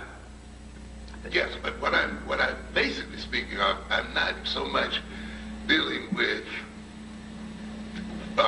identifying myself at this point. I'm dealing with the idea of the fact that this idea of nationhood needs to be further developed, and it's something that needs to be defined. I'm treating it as something that is in development and needs further development, not as something that has already necessarily been accomplished and dealt with and solved. I'm treating the concept of nationhood as a problem that needs to be solved and that needs to be defined. So consequently, I cannot tell you exactly what nation. I think this is a part of our dilemma. We have to, as a people, arrive at the concept of nation and develop that concept. I agree with you. Thank you very much. Thank you. Brother Amos, I saw an article in one of the magazines in which the American Indians on the reservations sold part of the reservations so that they could appropriate certain things that they would need, and they went full scale into business. And they sell a pencil, made out of a certain tree on their land. Now that's only one thing that they're doing, but they're coming into the business arena as small businessmen, want to collect the scale in terms of application. You raised on so many different levels, very broad perspective, very ingenious perspective of how intricate and how important the economic development of our people is.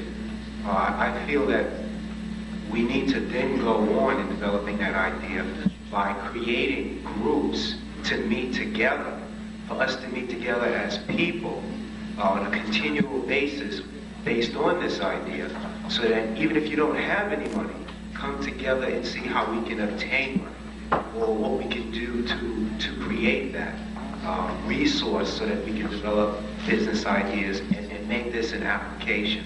I'd like you to that's a comment. I guess it's not really a question, but you could certainly, and this is the position where I am now, and that is the position of engaging in concrete organization of people. And economy, of course, as I said, is not just about money. Even in my own economic efforts, I have used the influence, the friendship of others to help me out in a number of ways. Just this week, in an effort to regain my own business and regain control of that business, I called upon some people who did not give me money, but who gave me something very, very important. There was their influence, their ability to influence some other people who had a major impact upon my further economic development. So the idea here then is not only are we organizing in terms of people who can give money and not money, but people who have a lot to give in many other ways that are an important part of economic development. Of course, even bartering, which does not necessarily involve money, but it involves an exchange of services, which of course, which is what man engaged in from eons in the past, can be brought back into business.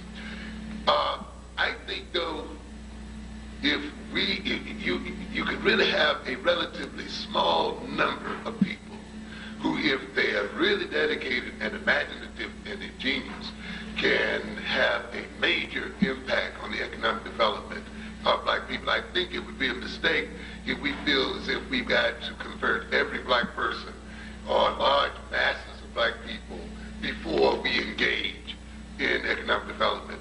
I think we should look around us where there are 2 or 3 other people who are like-minded and begin with that small group. Because when we look at the history of ideas and the history of changes, often they have been brought about by small groups, not by whole thousands of people preached and who all of a sudden were converted, but people who, seeing the growth and development of this group, begin to move toward it and see something in it. So I'm urging our people to begin to organize in terms of what is available to them, and that may mean 2 or 3 people. So ultimately, what you're saying is that as a people, we begin to relate and interrelate on a social level. Yes. Then we can then from that base create wealth. I think it's very, very important to the social level. In fact, I think when we form organizations for economic development, we should almost have a therapeutic session and begin to restructure the personality. Because as I said, often what destroys our economic organizations, and I've seen it in my own personal experience, is not the absence of money. Often I've dealt with people who had $300,000, $400,000, $500,000 under their belt, and who either because of envy, because of thinking in the negative, or other things, wouldn't let go of $1,000 of that money. You see, and so that problem was not an absence of money, and sometimes it wasn't really an absence sometimes of economic knowledge, but an absence of trust, an absence of faith, or a certain amount of absence of the ability to engage in an intimate and trusting relationship with other people. And I find often when you got people, even when they have money, your first approach may be that though of working on their psychology and working on their social relations, one with the other. Thank you, Brian. And in many of the organizations you see, even with where the Asians and others have raised money, and with the Susu organizations, those organizations are not only money-raising organizations, they are social systems. In fact, they enforce the payments of the members of their obligations more through the social pressure than anything else. And it is the fear of being socially ostracized that keeps those people cohesive. So one of the first efforts you have to get into when you deal with our people is not so much to look at their money, but at their ability to really work together and cooperate one with the other. Yes, sir. Thank you. Yes, Dr. Wilson. I have a quick question, which is how to develop the necessary groups for investment, utilizing the resources, monetary, time, and effort?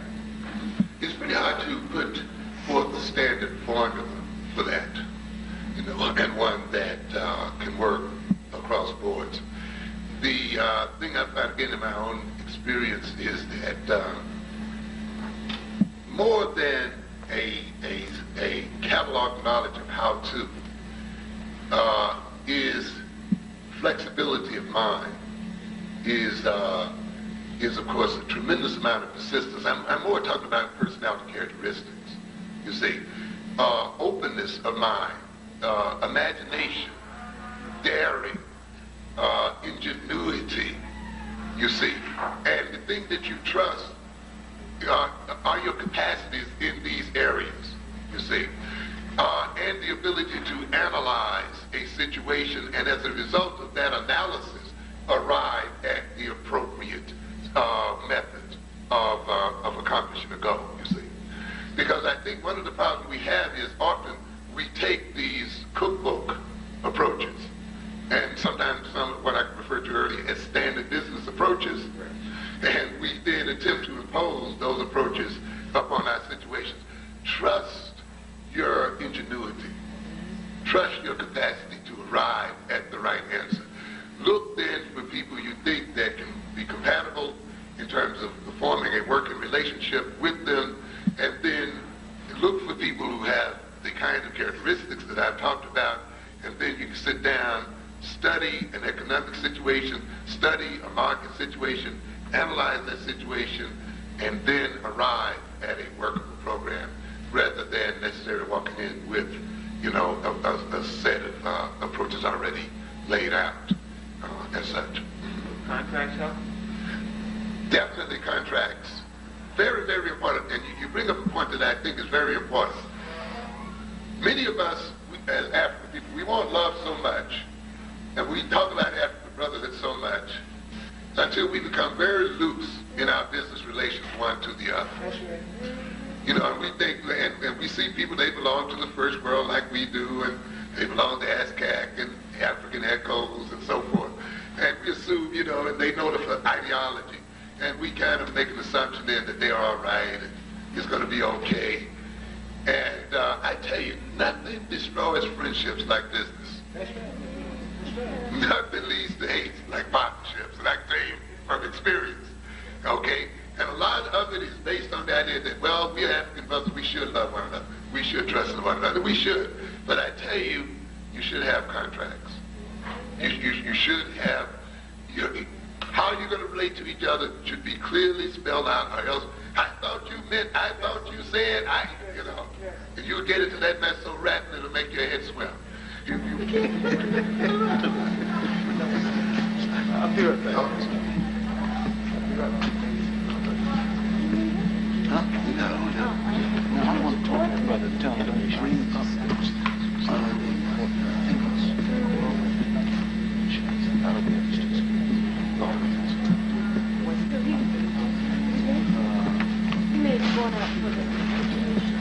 He wanted to push his pet.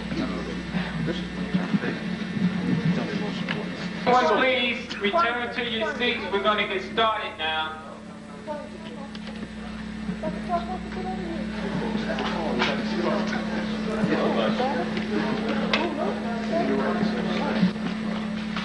In case y'all haven't read the program that we handed out, number 4 of the conduct rules states that you can feel free to encourage the moderators or speakers. A simple amen, that's right, will suffice. I just wanted to remind y'all of that for when Brother Clarke comes before us, you'll give him his just due. That's right. Each time I introduce Dr. Clarke, it's a challenge because I try to do a little better than I did the previous time. And I don't know whether I should cut back in the introductions or do more research to add new things because it's getting harder each time. He is an elder and a prophet. He is one of our most profound African intellects. He is a man for those who seek an example of manhood. He is a teacher who does not simply instruct, but he gives clear guidance and direction. For 20 years, he has been a professor of African world history at Hunter College in New York. He is an historian, editor, and writer. His books include Malcolm X, The Man in His Time, and Marcus Garvey and His Visions of Africa. He is the praiseworthy one to whom those who are praised give praise. As a testimony to our African legacy of producing African intellectual giants, he is self-taught. He has battled most of his life against our oppressors, and he remains standing. He has looked into books and found information that most historians and doctors of philosophy do not know exists. Because just as there is life in the deeper depth of the ocean of which the average fisherman knows nothing, so there are depths in the ocean of research which some of the most learned have never dreamed. You know, I'm afraid that maybe we African people will never truly come to understand this man. For as the Honorable Marcus Messiah Garvey stated, the time has come for the black man to forget and cast behind him his hero worship and adoration of other races, and to start out immediately to create and emulate heroes of his own. Brothers and sisters, let's put our hands and feet together for our elder brother and friend, Dr. John Henrik Clarke.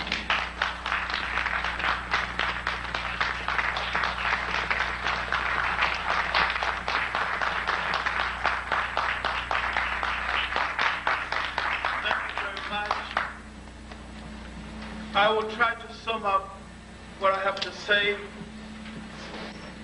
in less than an hour because I want you to have plenty of time to ask some questions.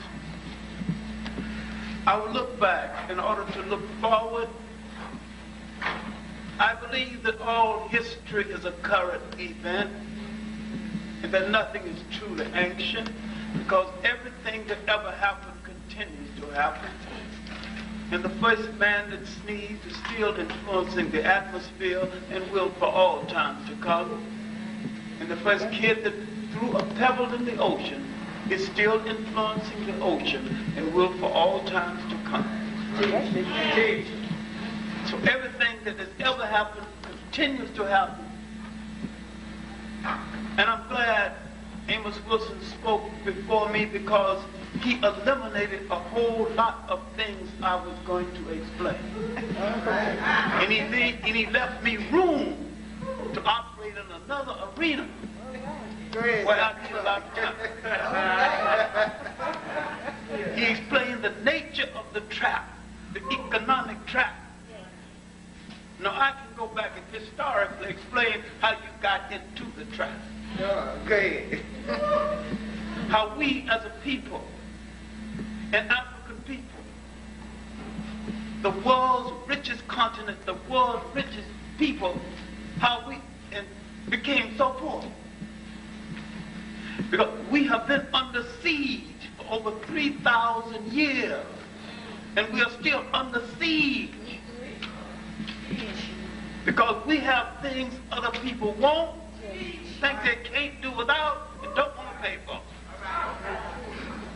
And we have things of great riches that we do not understand. We're walking over diamonds as though it's sand. Walking over gold as though it's dirt. What attracted other people to us? Our great culture riches, our great material riches, and another thing we've never made the best use of, our great spiritual riches. We never made the best use of our spiritual riches because we began to play with spiritual toys invented by other people. Yes. Speak on it, brother. And we have religions invented by other people, invented to control us. Now, I'm not talking about don't be a Christian, I'm saying don't be it that way. We belong to fraternities and waste a whole lot of money and time, and don't understand that the whole concept of secret societies and fraternities was taken from us in the first place. I didn't say don't belong to these Greek fraternities. I said make them African and use the African base of it, other than the Greek base of it that came from us in the first place.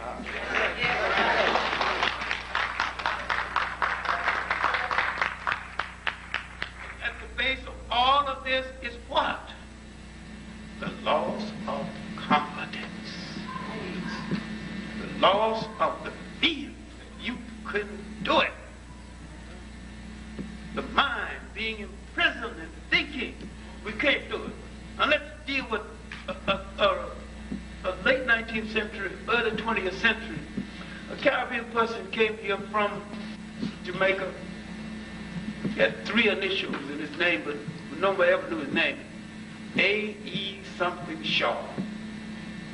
All right, now, Shaw came from a country where he had seen his people collect taxes, seen his people police constables, schoolmasters, and the like. Petty administrative jobs. Why did he see this?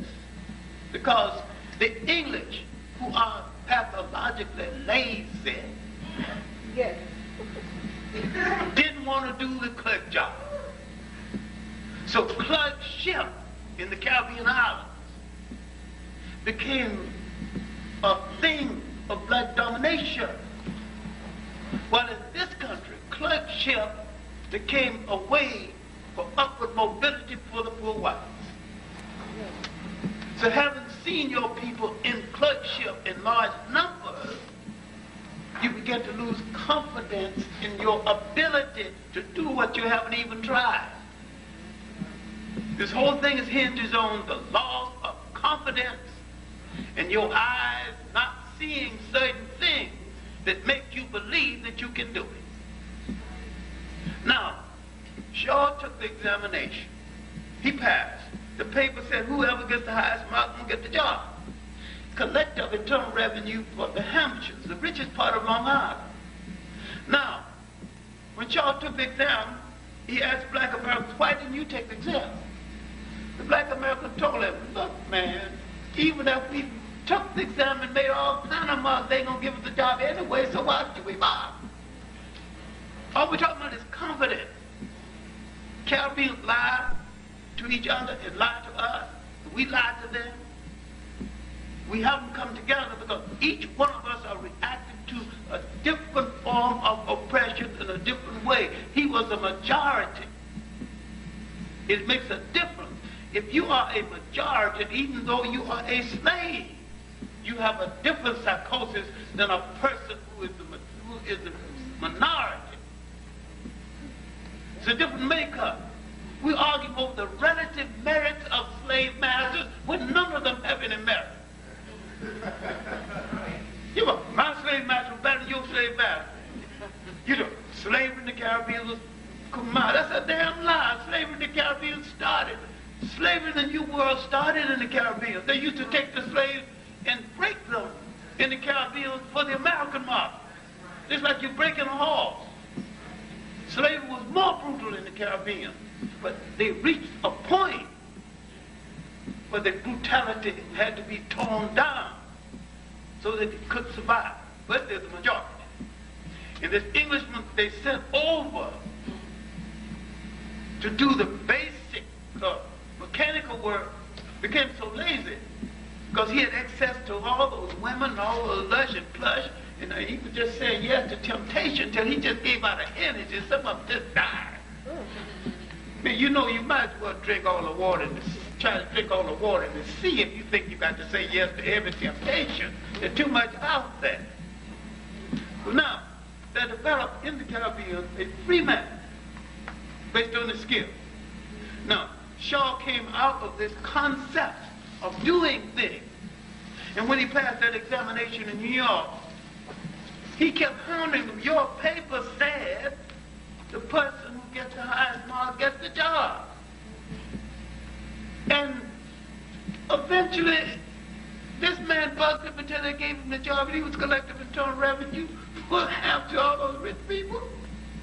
Now, after he became collector of internal revenue, a black tax collector in the United States who knew just as much about tax, even more, because he knew biblical taxation, Charlie Anderson, became collector of internal revenue, collector of taxes for internal revenue for District, Wall Street. What I'm trying to show you is that until you see someone looking like you doing something or aspiring to do something, you don't have enough confidence to believe that you can do it.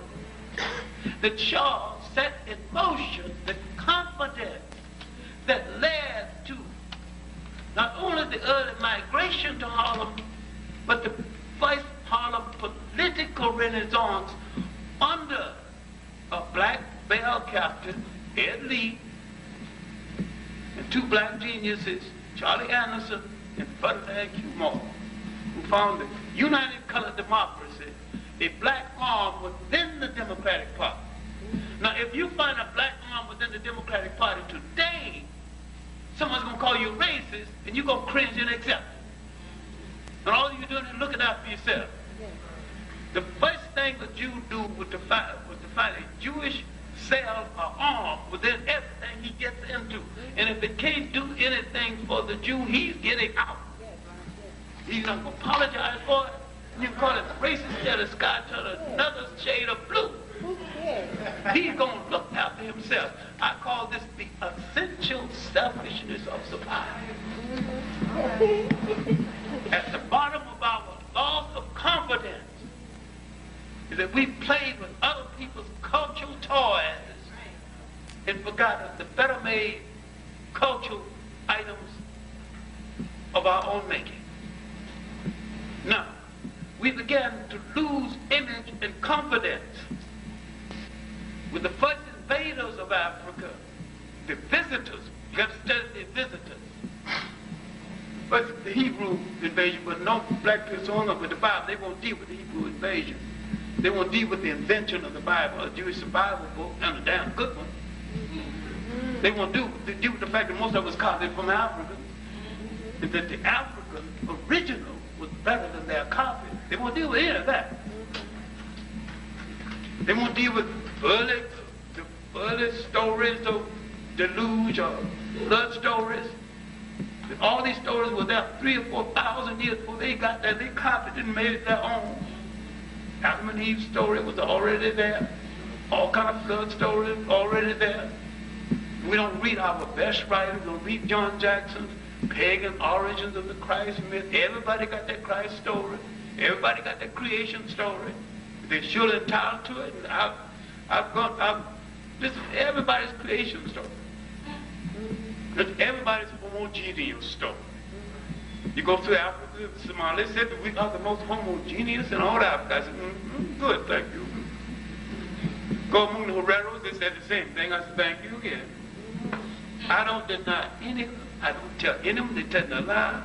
Everybody have the responsibility of creating an image of themselves that makes them feel good about themselves. This is what we have gone wrong.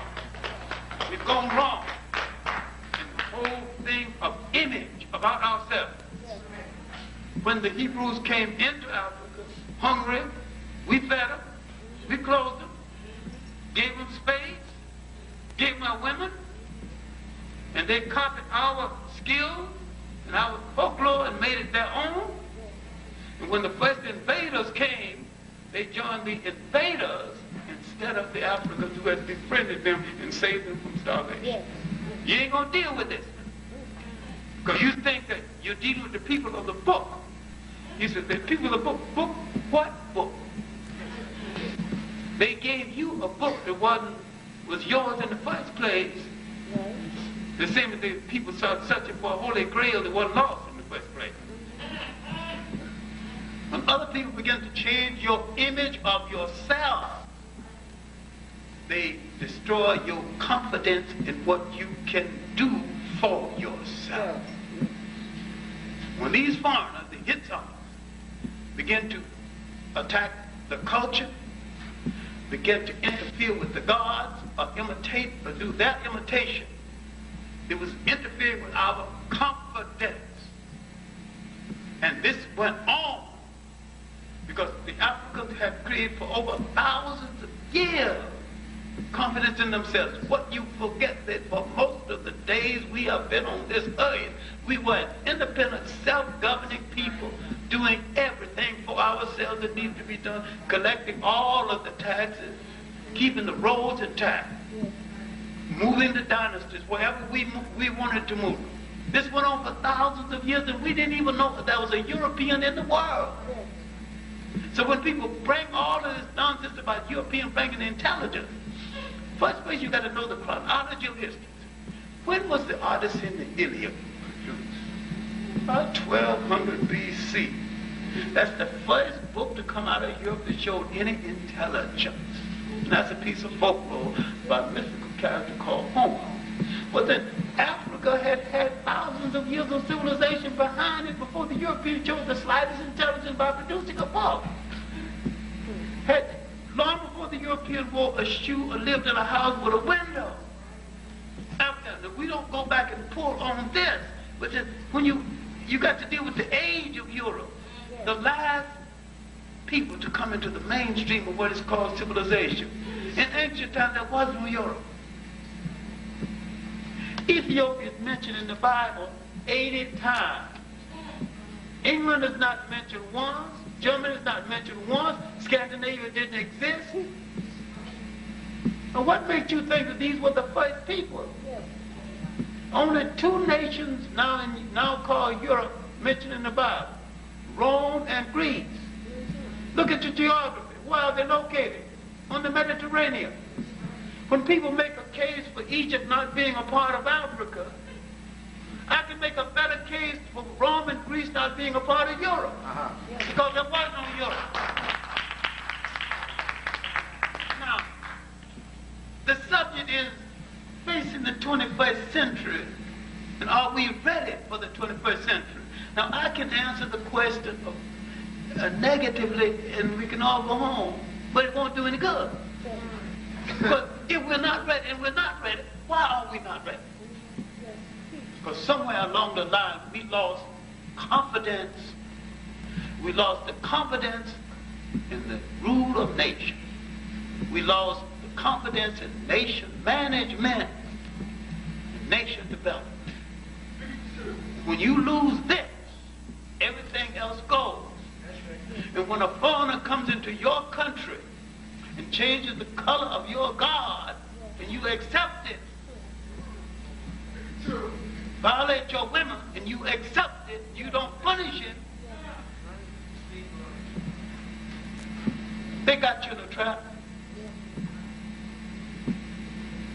Change the way you dress, change the way you think, and change the image of God. But we are the only people who worship the image of God that don't look like us. I'm not saying don't be spiritual. I'm not saying don't have a religion. I said have one that complements you or leave it alone. Religion is deification of a people's culture. Do the religion we worship deify our culture or deify us? I'm not saying don't worship a God, but a blonde, blue-eyed God who needs a haircut hanging in your church. There's no deification of your culture and no deification of your father image. That's right. That's right. The God in every society looks like the father in the home. Why is it that you make an exception? And I'm saying so long as you worship a father alien to your own appearance, alien to your own kinship and your own color, the black father in the home is going to lack the full respect he needs to be the authority figure to give direction to the home. It's as deep as that. Now, what developed to change the image of ourselves and the image of our deities, make us lose confidence in ourselves and our nation structure. Because our enemy came first from Western Asia, mistakenly called the Middle East. Those first invaders, 1675 BC, Western Asia, shepherd kings, Hittite, and the visitors, the Hebrews, joined, made league with them, and produced the world's first wheeler-dealer politician, Joseph, called the provider, who would have been at home in Chicago. A wheeler-dealer who could provide. And what could he provide? He had the ear of the king. And who were the king? The foreign kings, not the African king. Now you have to understand what is meant. A king, Joseph dies, his relative dies, and a king arose who knew not Joseph. Who was this king who knew not Joseph? Africa. The Africans are coming back to power now, regaining their country. They owe the Jews no favors. That's the king who knew not Joseph and did not owe him any political favor. And because Joseph's people were collaborators and clerks around the foreign king owed them favor, but the new African kings coming back to power owed them no favor. Now Africa, in its great generosity, mistaken humanity, would say, those who wish to obey African law may stay, those who don't want will have to go. Large number didn't want to obey African law, so they left. They walked in, they could have walked out. Why did they have to go by the sea? Mainly to give Caesar B. DeMille a good script for a movie. There's no proof in the world that they left by sea or had to leave by sea. That was a 16-mile land bridge between Africa and Western Asia. They could have just walked on out if they wanted to go. And the Pharaoh who was supposed to have been drowned chasing the Jews, his mummy's in Cairo right now. Must have rescued the mummy. Because you get so obsessed with other people's book, thinking they are the people of the book. You don't know that you had a greater book before the coming forth by day and night called the Book of the Dead. And the Book of the Dead becomes the basis of the Bible. So when you got into their religious trap, their culture trap, you begin to lose confidence in yours.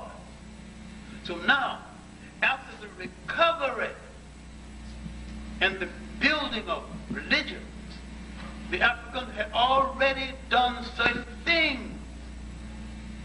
He had already created the female god. He'd already balanced society up. You got a god, you got to have a goddess. He'd already conceived the fact that man came to exist without woman, and man is a part of woman. He'd already conceded that.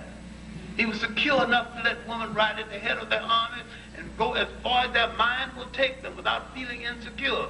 Then why is it that all of these religions, so-called Western religions, Judaism, Christianity, and Islam, as divided by other male chauvinist religions?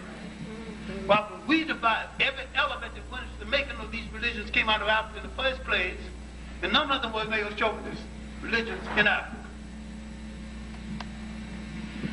Then how many temples were built as a celebration of the faith, but many times the temples were too small to accommodate more than 50 or 60 people. So they wasn't built for worship. They wasn't built for worship because the temple wasn't essential to worship. In an area, the place where people believed that God was all omnipresent, that God was every place, you didn't have to go into a temple to pray. If he's in the wind, pray to the wind. That's right. That's right. If he's in the cockroach, pray to the cockroach. If it's in yourself, pray to yourself.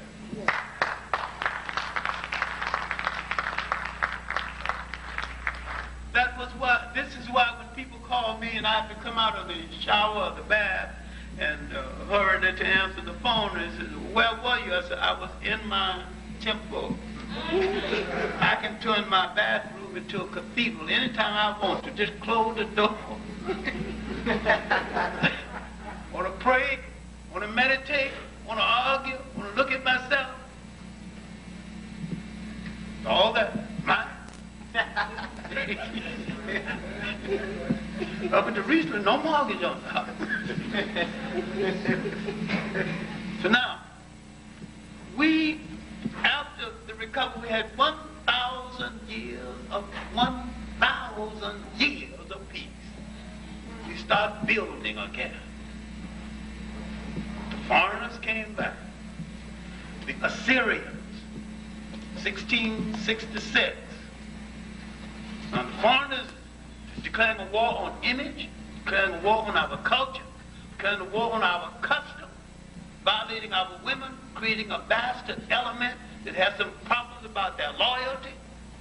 Now, if you understand what I'm saying, you'd understand how the mulattoes destroyed the effectiveness of the Haitian Revolution. You will understand why Jamaica today is one of the most stratified countries in the world along color and class lines. You also understand that Karl Marx's concept of class does not fit our concept of class because we deal more with status than with class. You can have $1 million and still have no class status in our society. And you can be poor with a status. Karl Marx could have been well right in his assessment of economics in class in Germany. In urban Germany at that. But he was dead wrong when he made the same assessment for the rest of the world, because the rest of the world hinges on religion and culture, and the economics is tied to that. So class in the European sense is not always applicable to us, because class is not based on money, on financial status. Let's take the case of W.E.B. Du Bois. They had no money.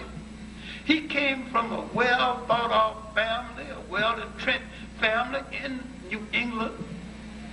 That his status in the community was that family, its contribution to the general community. Money was not the real object, but intellectualism and class. Now, intellectualism and position within the community. And we got hung up in somebody else's class system.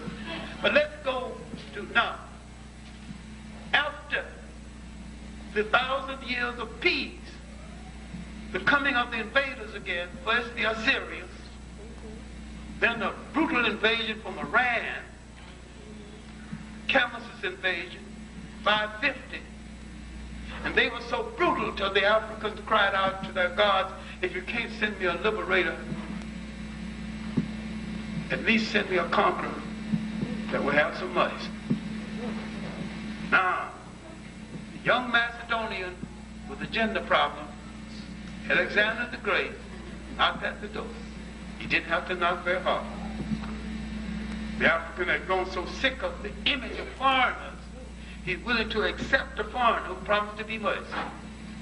And he kept his promise. He was a raper, and he was a raid of African granary to feed his army, that Greek army. But in general, he had great respect for African culture. And he wrote his mother and said, he's now at the home of Greek culture. Now I know where Zeus came from. Great respect. The Romans tried to change the image. And we have to study the Romans now. Anti-Christians who kill Christians, kill people for being Christians. Then a degenerate, I'm using my words advisedly, a degenerate called Constantine. Women hanging around the court, naked, fornicating all over the place. He was approached by a group called the Essenes, who told him that you have to get rid of the women, and be more private such matters. He said, well, all right. Finally, they were vegetarians. So they told me, you have to stop eating red meat. Now, come on, you just take your religion and jump. Don't be fun. If I got to give, I ain't going to give up no red. This is all right. You can have your meat. He made Catholicism, Christianity, the official religion of the Eastern Roman Empire. Then it spread. All right. The Europeans, the Romans, wanted an explanation of a religion they couldn't understand and still don't understand and still do not intend to practice. They have adopted it politically, they keep it politically. And when it no longer serves them politically, they will no longer use it. You think Swaggart is a Christian? Baker is a Christian? Is a millionaire actor, performer. Not even a good performer. Show you how naive people are. A lousy performer, you milk people out of millions of dollars. All right, now, let's go back to this change of image, because the Romans were confused about this religion. They're still confused. At the conference at Nicaea, they wanted to know how to handle this religion. I'm still dealing with economics. I'm still dealing with confidence and the lack of confidence. They began to change the image of the religion. The image of the saints, all nine becoming white. There are certain books in the Bible they didn't want to deal with, like the book of Mary. Because if you read the book of Mary, this tells us one of the so-called laws books, or none of them were laws. These are the misplaced books. If I got all of them in my house, they're not laws. I've read them all. All right, now, the book of Mary says what Joseph said when he discovered that Mary was with child, and he knew it wasn't his child. Thou art a father. Or, I have not entered thee. I mean, how can it be my child? I have no intercourse with him. Now let's bring on the Holy Ghost stone.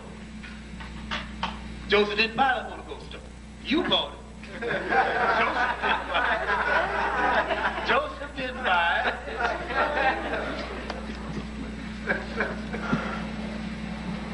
Now, the Romans who became Christians now declared war on the African Christians.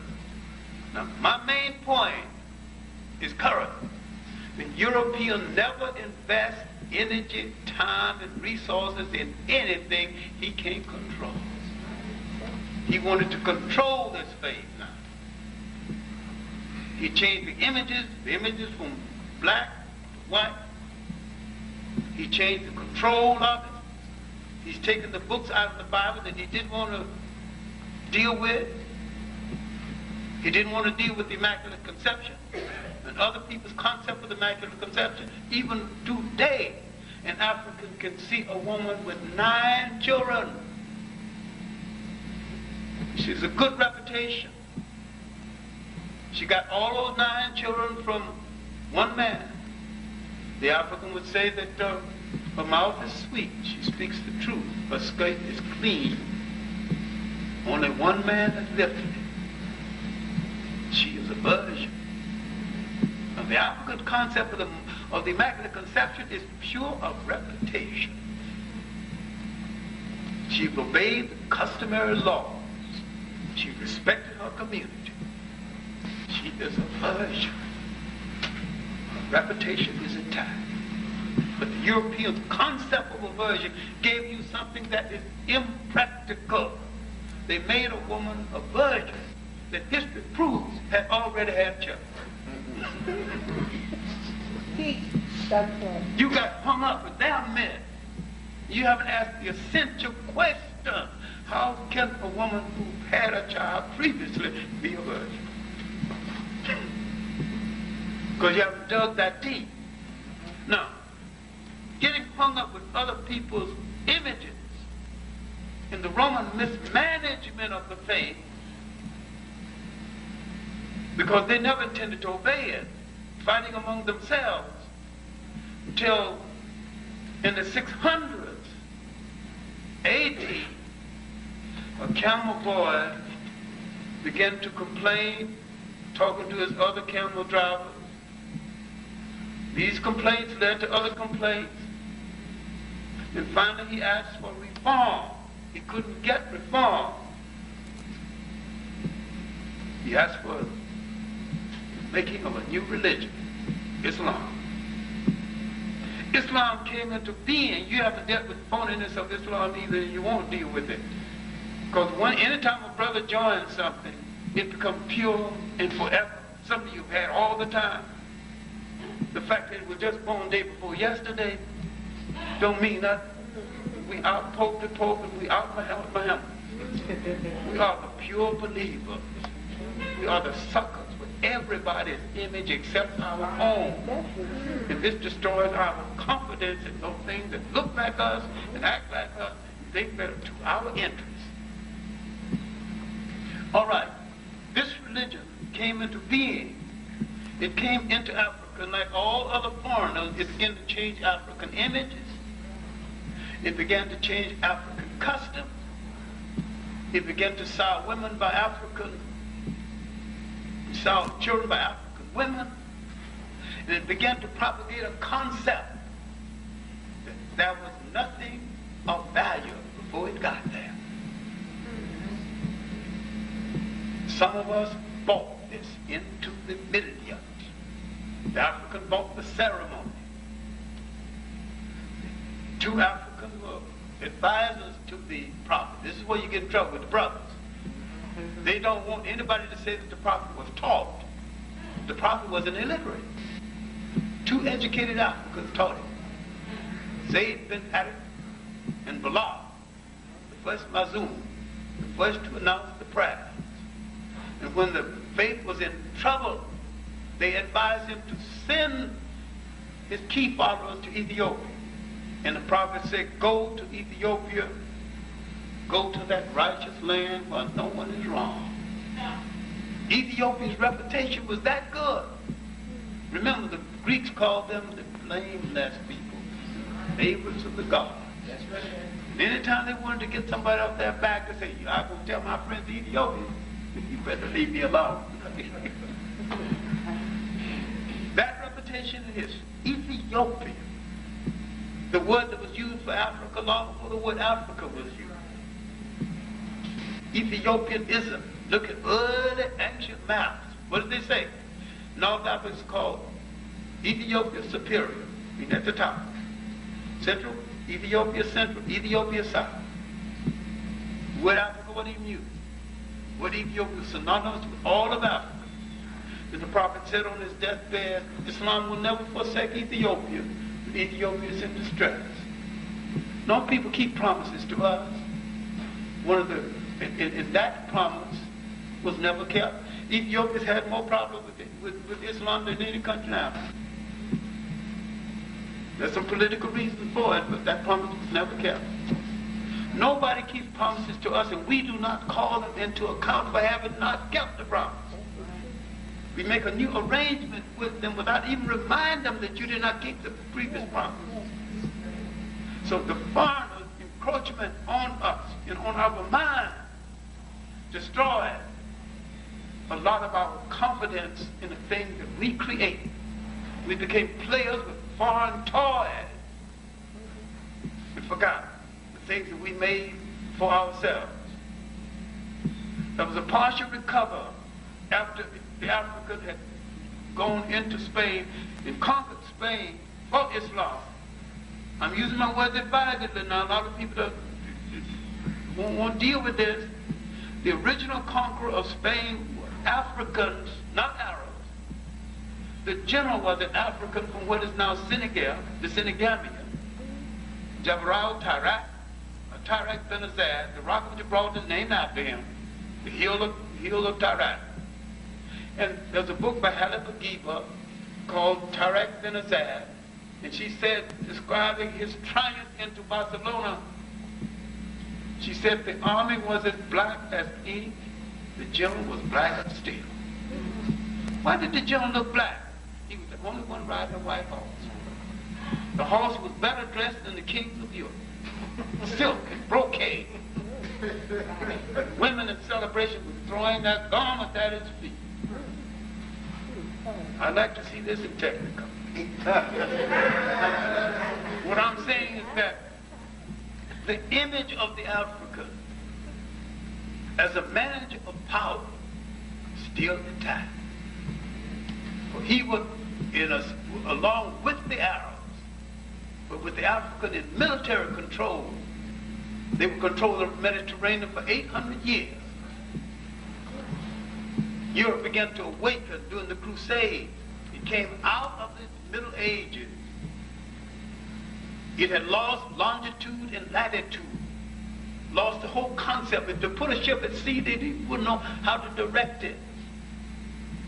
A catch of maps fell into the hands of Prince Henrik, called the Navigator, though there is no evidence that he ever went to sea. He began to open schools of navigation, schools of chart making. Into this school went a wayward Italian, not thought about too much by the Italians, who couldn't buy his silly dreams, Christopher Colomb, later to emerge as Christopher Columbus. 1482. 10 years before New World discovery, he was with the expedition that forced their way into what is later called the Gold Coast, later called Ghana, to build a castle, Elmina Castle, the beginning of the great castle building and fortress building to house the slaves they're going to take out. He says in his diary, man and boy, I sailed up and down the Guinea coast for 23 years. Count 23 years back from 1482. So what kind of activity was along that coast during that period? The early Portuguese slave trade. Next time you go to Columbus Day and kick up your heels in the parade, remember, you're participating in a fraud, because Christopher Columbus was a fraud, a racist.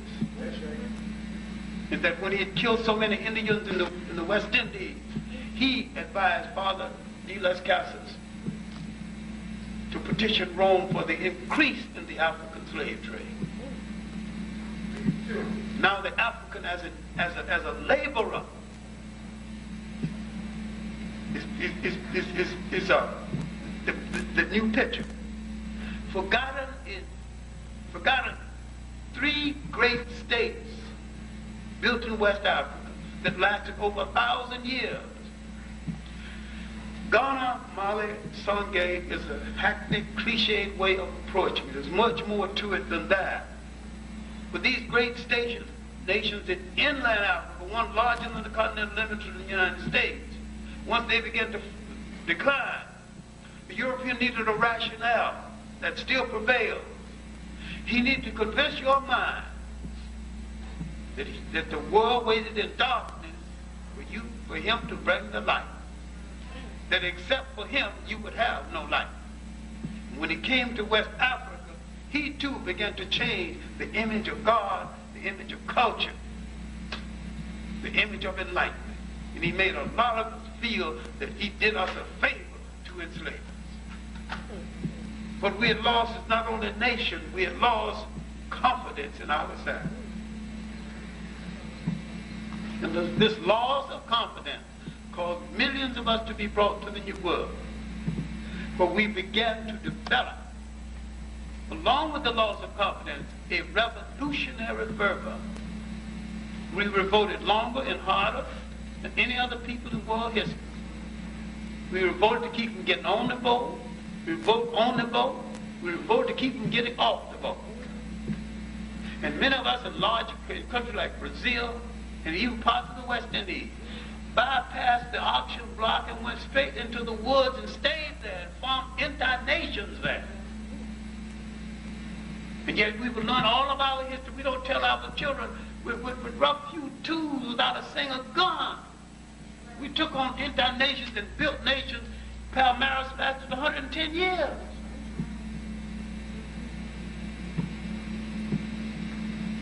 Bahia lasted almost the same. So we didn't just passively sit and be slaves.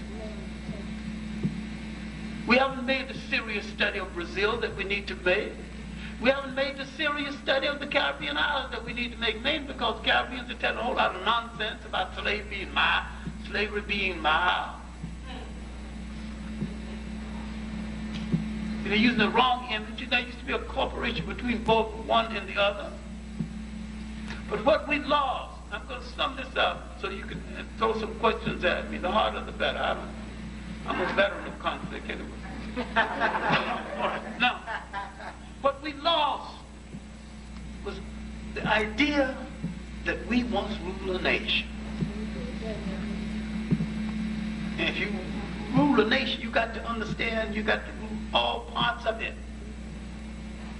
Now let's get to a current mistake that reflects this. The fight against apartheid. It's not about apartheid.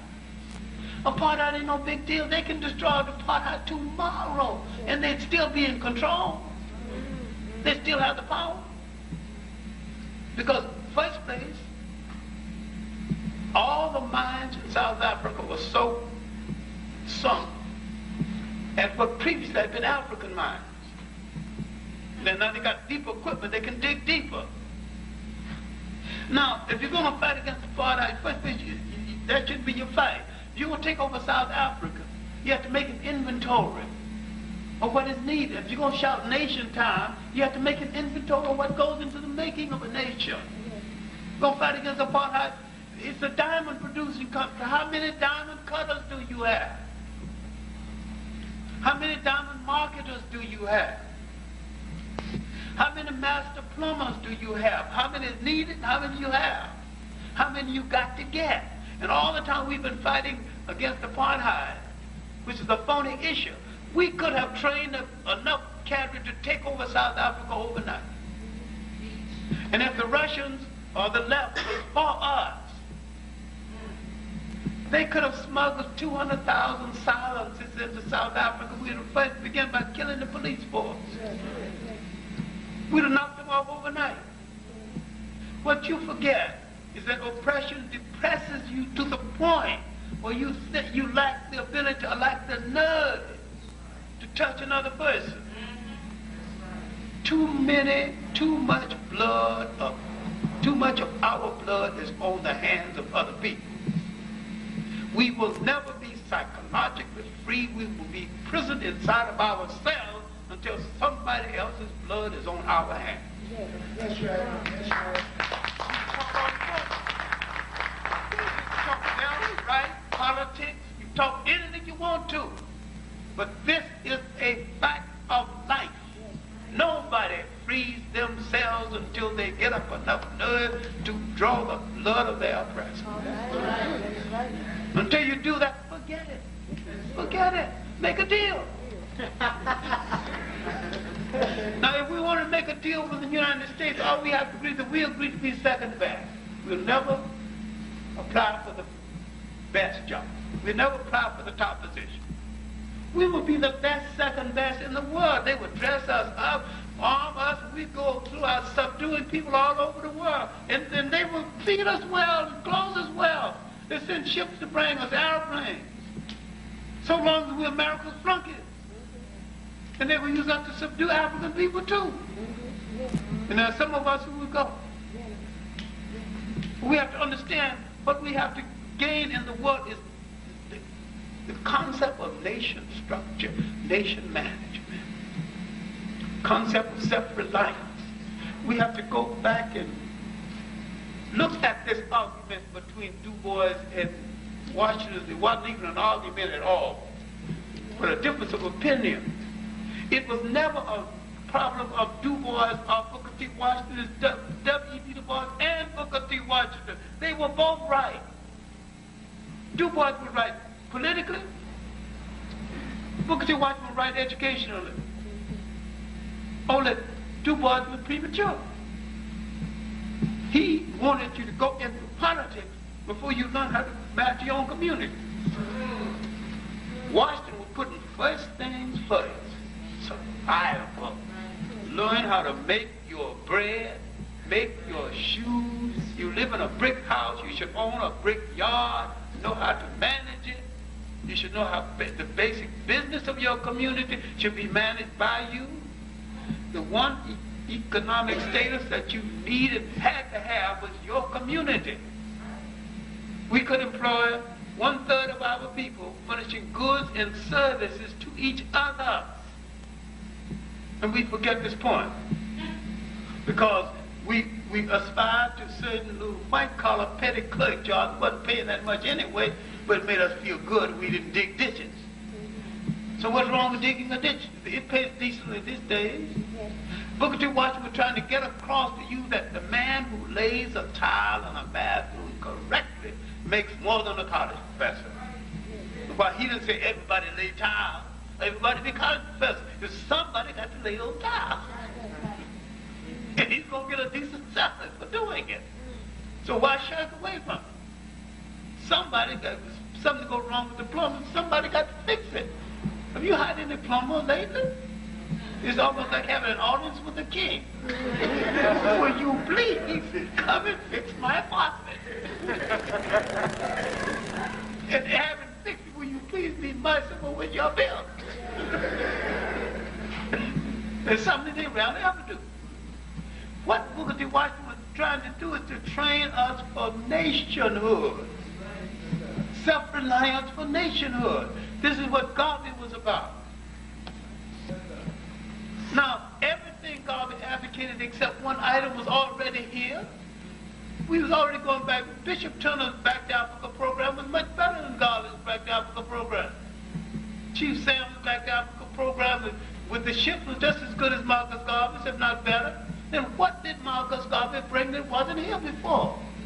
The concept of nation reformation and African reclamation, the concept of being in charge of everything as of being assistant to somebody else who's in charge. It came at a right time. Okay, now, let me conclude it. A few years ago at Bank Street College, where I had the previous year made the major address, I was now just a participant, and they had a little time lag. Some kids would go come on and dance, and the CBS would come in and film something. So they asked me, would you speak extemporaneously to hold the audience, until we get these other things ready? And I was talking to Reverend Lawrence, George Lawrence, I think it's passed now, Brooklyn, Bethany. No, one of the churches in Brooklyn, I forgot. Anyway, he's a well-known black minister.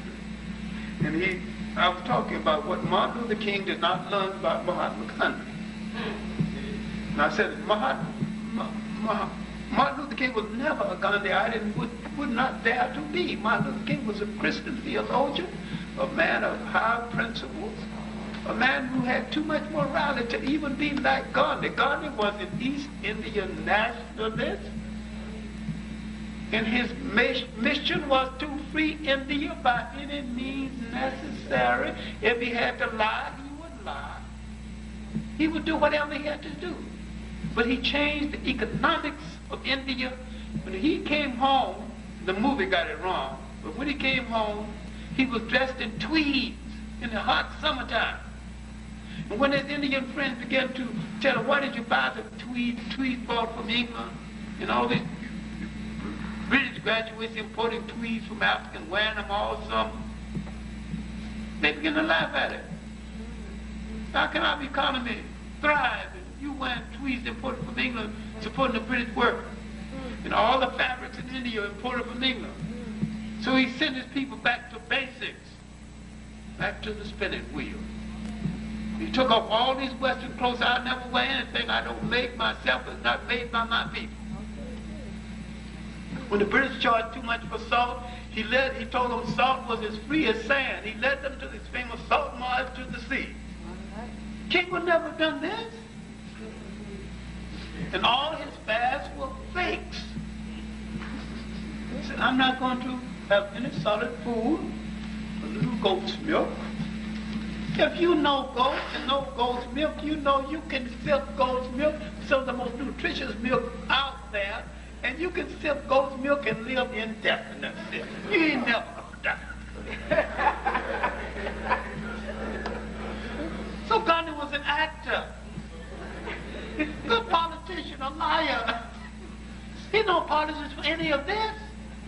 His idea was to free India. Gandhi never even said a good word for the Chinese. Gandhi had no time for other people, not even his own Asian nation. It was India, India, India. Martin Luther King never espoused anything like this. Now finally in the talk, I said if Martin Luther King would one day pull off all of his clothes except his underwear and tell his audience, I will never wear any clothes my people don't make. I will never eat any bread that don't come from one of our farms. If you want me to have wool, buy some sheep, grow some wool. I will never eat anything, use anything that didn't come directly from our own people.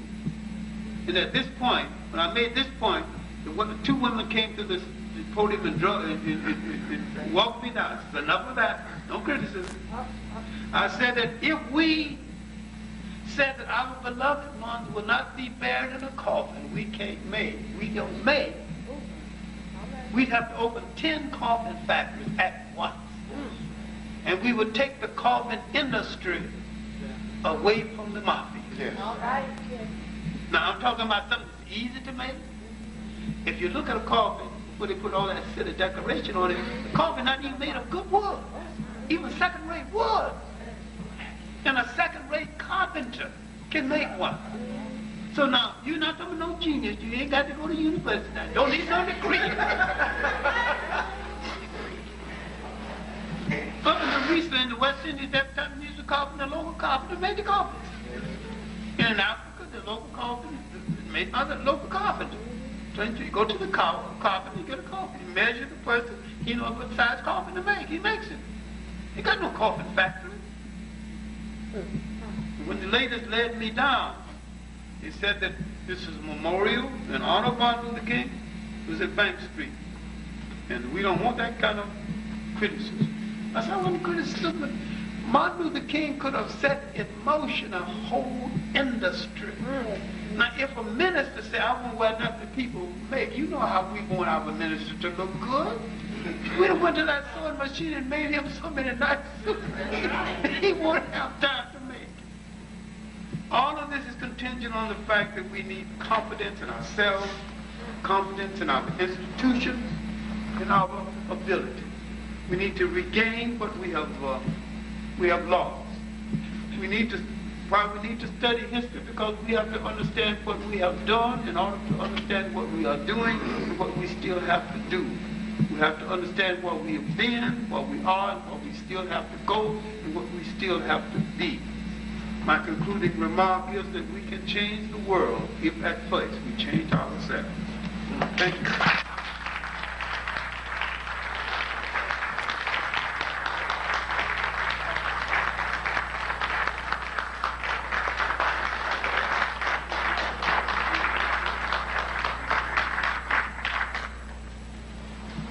We're going to take the question and answers now, so if you have any questions, please come forward to the microphone.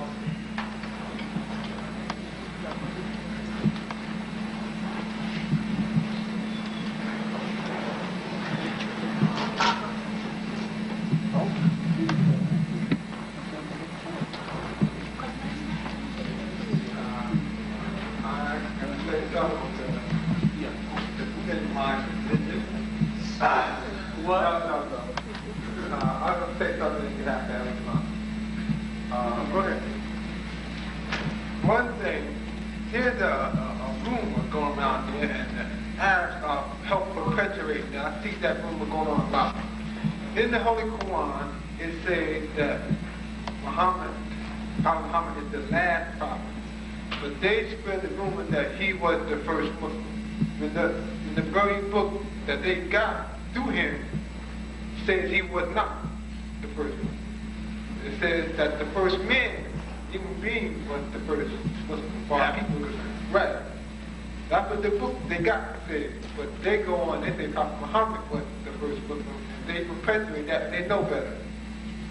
Then there's another thing. The only thing I could see that we actually be in Islam that I have disagreements with is the idea that they are establishing another book which they are trying to put up on a level somewhat next to the Holy Quran itself. And that book is the thing of Hadith. They could establish Hadith on a level where they got to be used in conjunction with the Quran. Then it would put it in the same level of Christianity. It would make it somewhat a political religion. Quran not political, Hadith is. What's the question? Okay.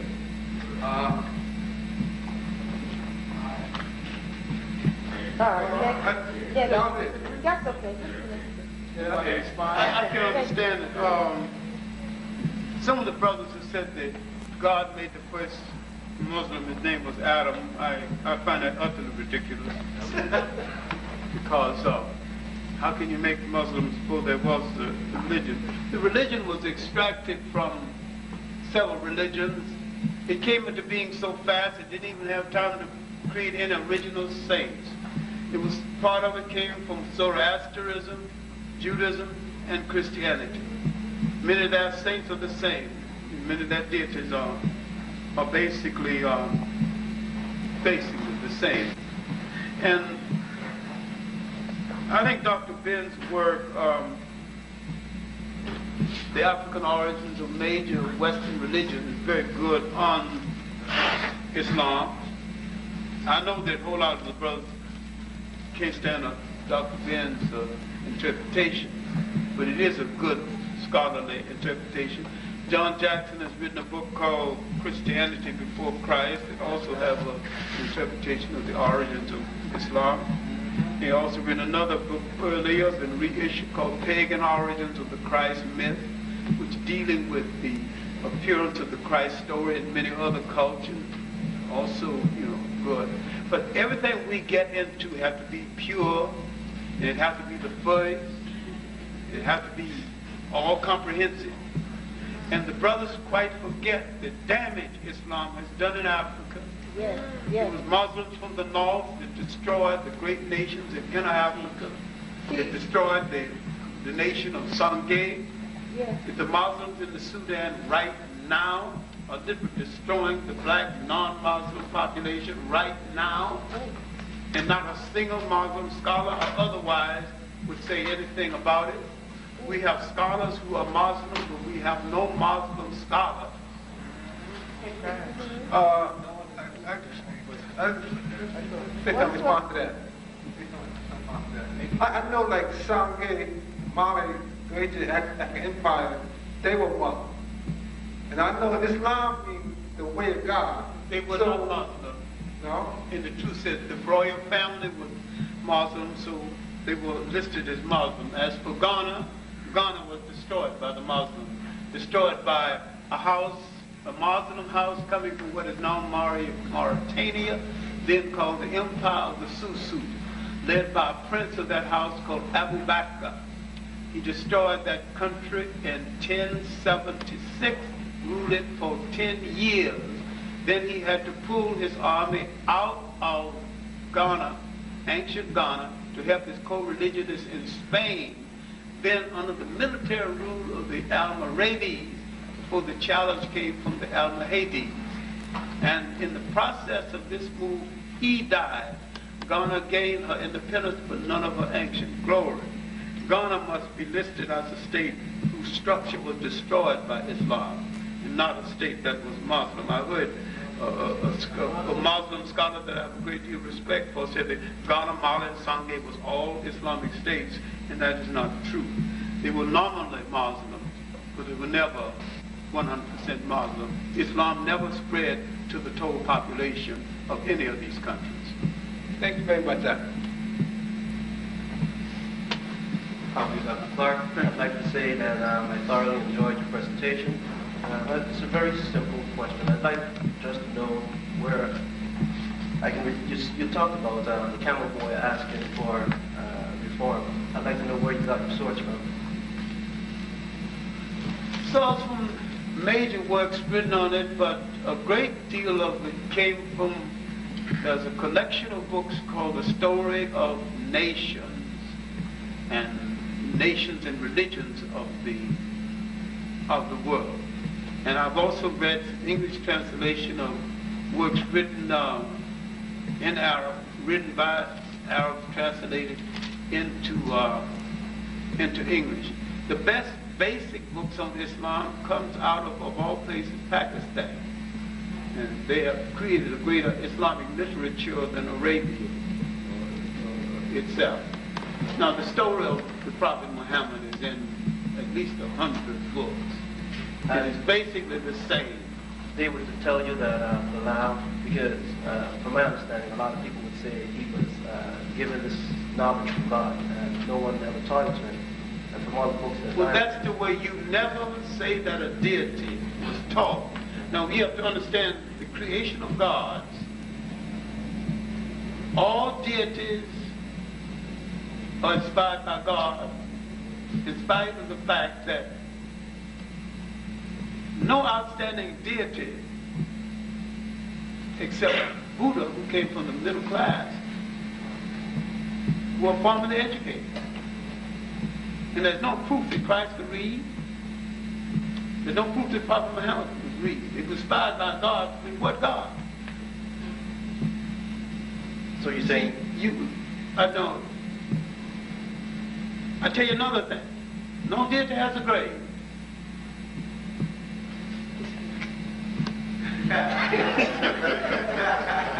They all ascend in death. So to create a religion, you've got to create a mystique and a mystery. I am not less. I'm a very highly spiritual person. I used to be a Baptist Sunday school teacher. I hold all organized religions in contempt because they're people by hypocrites. I don't need nobody needs to teach me the 10 Commandments. I have enough common sense to do that. I ain't gonna violate my neighbor's wife anyway. Because I got one. Stealing requires too much time. And I'm gonna kill anybody unless I feel like I can basically get away with it. It don't make sense. Sitting in jail don't make no sense. I got too many things to do outside of jail, so I don't want to go.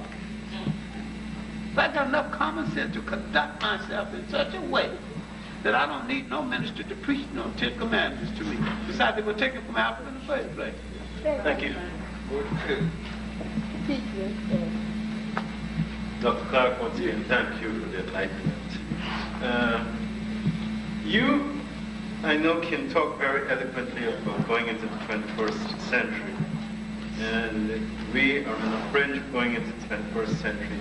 And my concern is that we are worse off going into the 21st century than we were coming out of maybe the 14th to 15th century. Coming out of the 19th century, you'd be good. You'd be more correct if you said coming out of the 19th century, less than 50 years after slavery, we were better off psychologically, economically, and educationally than we are right now.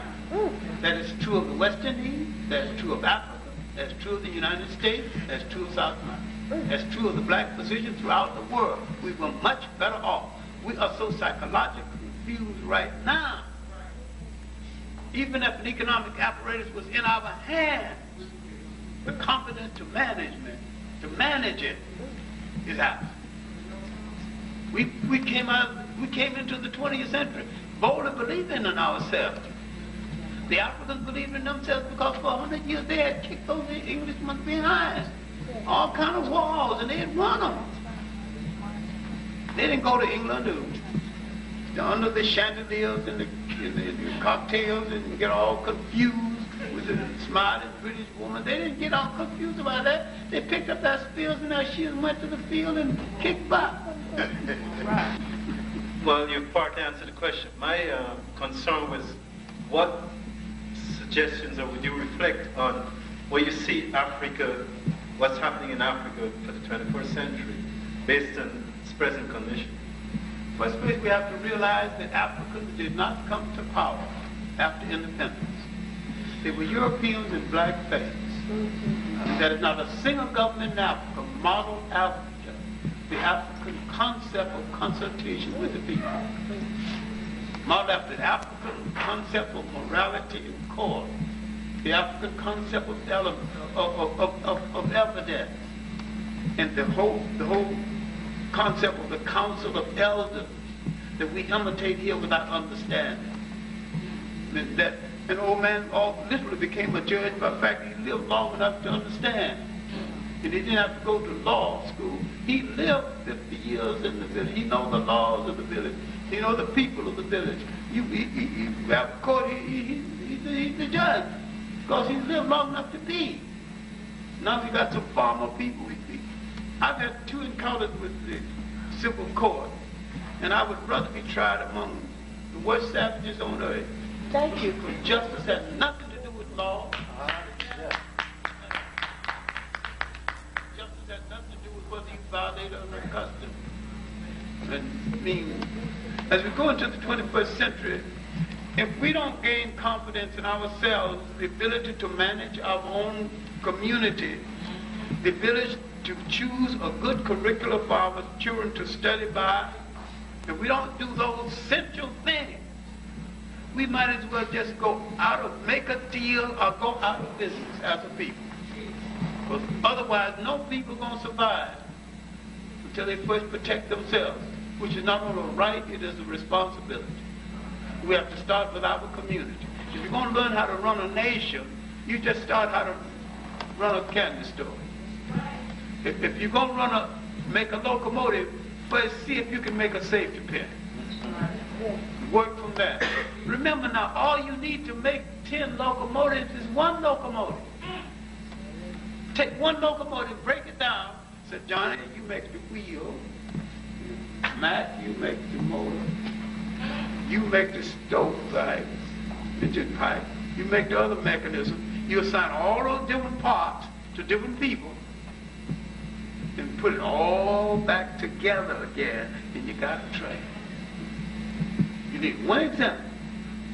Now, it's the case, the story I tell often about a Japanese came to MIT, was humiliated, and had a bigoted teacher who always said, you Japanese are always imitators, you can't do this and you can't do that. The Japanese didn't argue with him. He didn't call no demonstration. You call him a dirty racist, MF, nothing like that. Got ready to graduate. He said, I'm going to give you something I bet you Japanese cannot imitate. Gave him a $1 Ingersoll watch. There used to be a $1 watch in America that worked. Gave him this watch. Can't imitate that. He went away. 3 years later he came by and asked the teacher, gave the teacher one of the Japanese version, and then he asked permission to address the class. And he said, yes, you know. He said, the professor challenged me to imitate the $1 Ingersoll. I've got a pocket full of the Japanese version of the Ingersolls, and I'm selling them for 50 cents, and I'm making 17 cents profit. He didn't go home. He didn't call no demonstration. He didn't call the Japanese equivalent of the NACP. He went home, went to the drawing board, broke that watch apart, reproduced every part in smaller dimensions, put it back together, and he had a cheaper watch. Now, if we did something like this instead of holding so many demonstrations and blocking the UN and all that stuff, that's going to work. Yeah.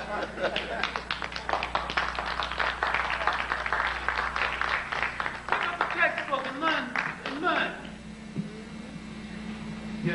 Yes. You spoke to the ancient Hebrews when they entered into Egypt and how they were nurtured and taken in by Mother Ethiopia or Egypt. Egypt. Yeah, and I was wondering what was, to your understanding, the racial, origin or the ancestry in today's term of the ancient Hebrews. Well, they came out of the world's first melting pot, and this was almost 1,000 years before the Greeks and the Romans came into the area, whoever they were not what we now call white or European, whoever they were. The Canaanites that they destroyed, obviously an African people that has been established. Well, the confusion comes in that you assume that the people, the white people today calling themselves Jews, are direct descendants of the biblical Jew. He has no relationship to the biblical Jew at all. These are Europeans converted to the faith. All right. The biblical Jew is probably extinct. There's probably no one alive who can say directly, specifically, for sure, he's a descendant of a biblical Jew. You can assume this, but there's no proof of it. In the first place, when the Romans dispersed the Jews, the last of the Eastern Jews, 70 A.D., you got to study, there were no Jews of consequence in Europe at the time. You got to study migration patterns. Some of them went to Western Asia, mistakenly called the Middle East, but a large number of them migrated into Africa and lived in ancient Ghana. There's proof of this. They lived in ancient Ghana, and from about the 1st century to the time of the invasion of ancient Ghana by another African people, the Musis, what is now Burkina Faso, formerly Upper Volta. The Musis ran the country for about 300 years, up until 770 A.D. Then the Musis, the people, then the indigenous peoples, the Nokes, came to power. They expelled the Jews and the Arabs for trying to take over the country. But this is proof enough that Jews and other people can live side by side with Africans without any fear and practice their religion separate from Africans, because the Africans have had a large political toleration and religious toleration. Africans have been very decent to other people living among them because they've always been hospitable to strangers, mostly the wrong strangers. But if anybody want to establish the Jews as the ancient Jew as a white person, I challenge him to bring me the proof. There is no proof that I know of. Anybody want to say whether Christ was black or white? All I say that was he a Roman? They said no. Was he a Greek? No. So far as I'm concerned, that's the end of the conversation. Whoever he was, he was one of those other people. Then if people want to argue with that, I said, bring me your proof. Bring me your logic with it. Yes, I want to, make one other statement. I guess in concert to what you're saying in regard to the logic. In Deuteronomy 28 chapter, the 68th verse, there was a prophecy that was revealed to Moses concerning the original Hebrew people. And in that particular prophecy, in Deuteronomy 28 and 68, it states that his ancient people, the original Hebrews, were to, in the future, because of disobedience, go into a second Egyptian captivity. And this particular captivity would be denoted in that it would occur through slave ships. And this land that they were to be brought in by slave ships, they were to be sold as slaves to their enemies. Now, I just want to make a statement that the so-called imposter Jews, or the Jewish Europeans, nowhere in their history fulfilled this particular prophecy. But there is one particular people that does fulfill this particular prophecy. One other question. You mentioned and you stated that when Constantine, the European emperor of Rome at that time, converted to Christianity. Eastern Rome. Yeah, of Eastern Rome. Eastern Roman Empire. Then he consolidated it later. But when he came into, when he converted to Christianity, And you said at that time, my understanding was that he changed the gods from black. No, I said that this was changed at the conference at Nicaea. Yes, to... That was 332 AD. Right. Okay. That he changed the gods. Well, I mean, under his authority. It was under his authority that the conference was called. Okay. But the point that I'm just trying to make was the God at that time of Christianity changed from black to being European? The answer is yes. All right, thank you very much. Dr. Clarke, I was reading a book by Shona McAvine, I believe that's her name, called Garvey Lumumba. I know the book and I know the person. Go ahead. In the section about Lumumba, they talked about when the UN troops and the Belgian troops were in the Congo. Lumumba needed extra help, so he asked his friend Kwame Nkrumah for help. And when he sent the Ghanaian troops there, they, being controlled by the British officers, actually helped out the UN. And when Lumumba tried to get into the radio station to make his broadcast, it was the Ghanaian troops that kept him out. The Ghanaian troops under a white British general named Alexander. No. In fact, it was the Ghanaian troops that... Well, what I got from that is that Nkrumah sold Lumumba out. It was over his troops. No, he didn't sell Lumumba out. He just chose the wrong white general to head a black army. And the general sold Nkrumah out. Nkrumah's intention was to save Lumumba. But his choice of personnel was wrong. I say that Nkrumah didn't even need the white general. And there were able African generals in the Sudan. There were able black generals in Africa that Nkrumah could have asked. He probably didn't have the foresight or the connection at the time to know about them. No, Nkrumah didn't sell Lumumba out. I'm saying there was an unfortunate situation when Nkrumah assigned people to something he thought would do one thing and who did another thing. That white general was an Englishman. He was looking after white colonial interests, white commercial interests. Nkrumah miscalculated when he appointed the general. That's not a sellout. That's just a plain mistake. With the best of intentions. Thank you.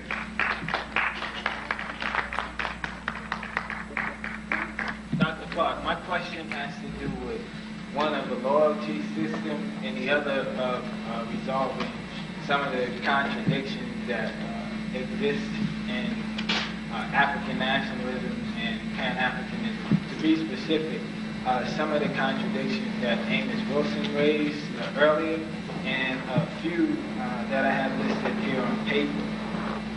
One would be most of the nationalists who are supposed to be the most enlightened as far as historical knowledge of the community continue to send their children to their oppressive schools. Another would be many female nationalists are single parents or anti-male. And yet they are supposed to be the most clear proponents of understanding the importance of family. Another one is that many male nationalists use their knowledge not to enlighten, but as a tool to attract and later have sex with many different sisters. Another one would be many male and female nationalists marry outside of the race. Another one is many male nationalists abandon their children and do not even provide for them after they leave them. And the last, but certainly not least, in a list of many, many nationalists feel that their message is so clear or correct that they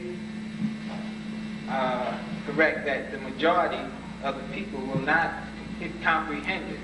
So they keep themselves in isolation. But my question simply asks, who are they struggling for if they're not struggling for the people? I know these are many different points about some contradictions, and I know a lecture is probably needed to address all of them. I'm just asking. I think, let's begin with the last, they're struggling for themselves. They're not nationalists, they're rhetoricians, and very articulate rhetoricians. Many of them are mixed up with the left, and they got some Marxist concept of the family that's alien to the African concept of the family. When they broke our cultural connection with Africa, they broke our loyalty system. Many of them are women's livers following the white woman's concept of liberation. It has nothing to do with our concept of liberation.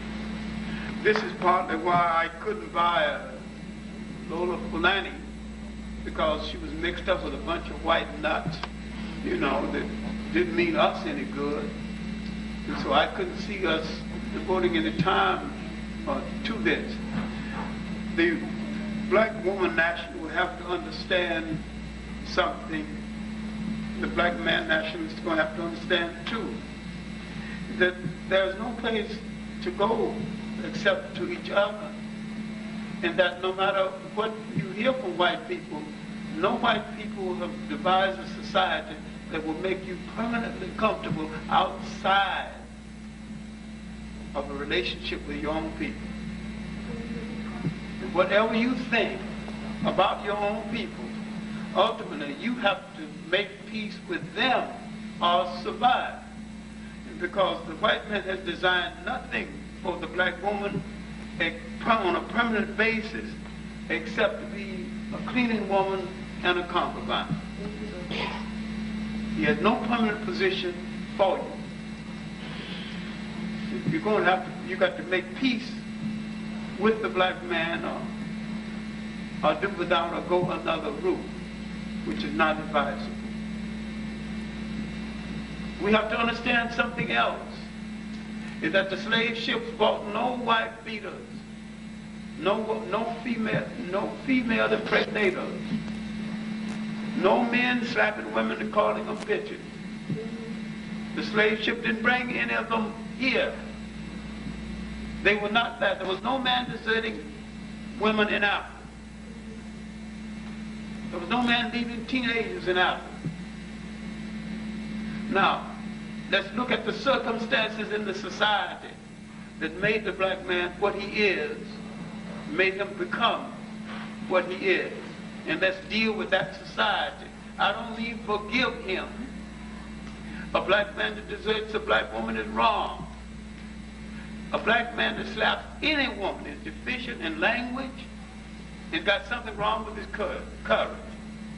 If you can't out-talk her or move out of her way, you're a poor example of a man. I'm saying that a lot of things we inflict on women are unnecessary. Then you have to understand another thing, because the black woman is so mixed up. Her sharp tongue has driven more black men from their home than poverty.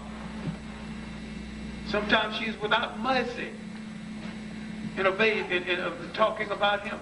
And sometimes she tells her own children that she laid in bed inside by him, your father is a piece of shit. That's cold.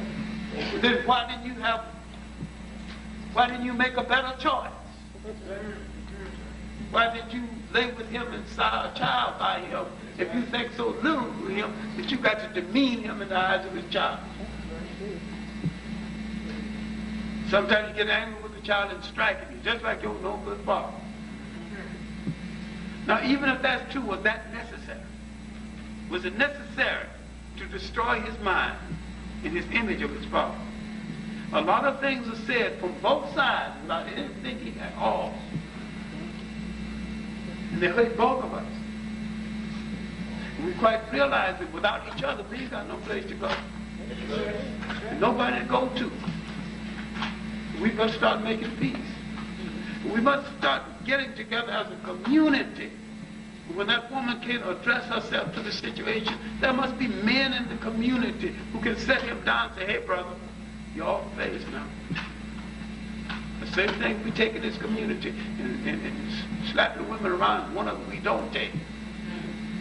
You straighten up, you know, or put some space between you and the community. No matter where you go, you're going to support those children, but we're going to find you and make you do it. Yours, you're going to support it. But I think we take too many things to court and not enough things to the community, to our friends, and to our relatives.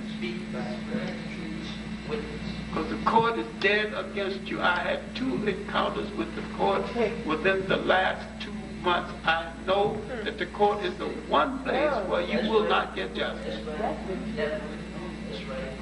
They like to see you come there arguing among yourselves. That makes them feel, if they're superior enough, they got to sell your argument, they feel that they're superior enough to rule you. That's how the slave trade started. The Africans began to invite the Portuguese to settle some of their family disputes, and the Portuguese end up conquering both of them. Now, if you haven't learned anything from Godfather 1 and 2, is that you never, absolutely never, invite a person not a member of your family to settle a family dispute. Sew up the community drunk, anybody. But you don't invite people outside of your ethnic family into your family disputes. This is something we have to learn. And sometimes we purposely take it outside of the family. This is a form of public humiliation. Both of us got to accept some responsibility for what has happened to both the black man and the black woman. We've lacked essential dialogue of reconciliation, one to the other. And we're good at making blame, but we're not good at taking blame. Being responsible. I have not answered all of the questions. I could not in any case. But I think left politics have confused a lot of us. Now, I say this critical of left politics. I've been a socialist over 50 years of my life, and I don't think there's any place for the world to go except for some form of socialism. I think you got to take over the modification of capitalism. I don't think capitalism is absolutely all bad. I think its sentiment is bad, its feeling is bad. I think capitalism lacks humanity. But you cannot survive in this world and totally ignore it. I think socialism is old as man. It existed not only before Karl Marx, it existed before Europe. When I'm talking about socialism, I'm not talking about go back and just read Karl Marx and dialectic materialism and all that. I'm talking about go back to the system of social living that existed before socialism. Go back to the system of communal living that existed before communism. Go back and believe in some things that we created that worked quite well for a few thousand years and might work again for us if we update it.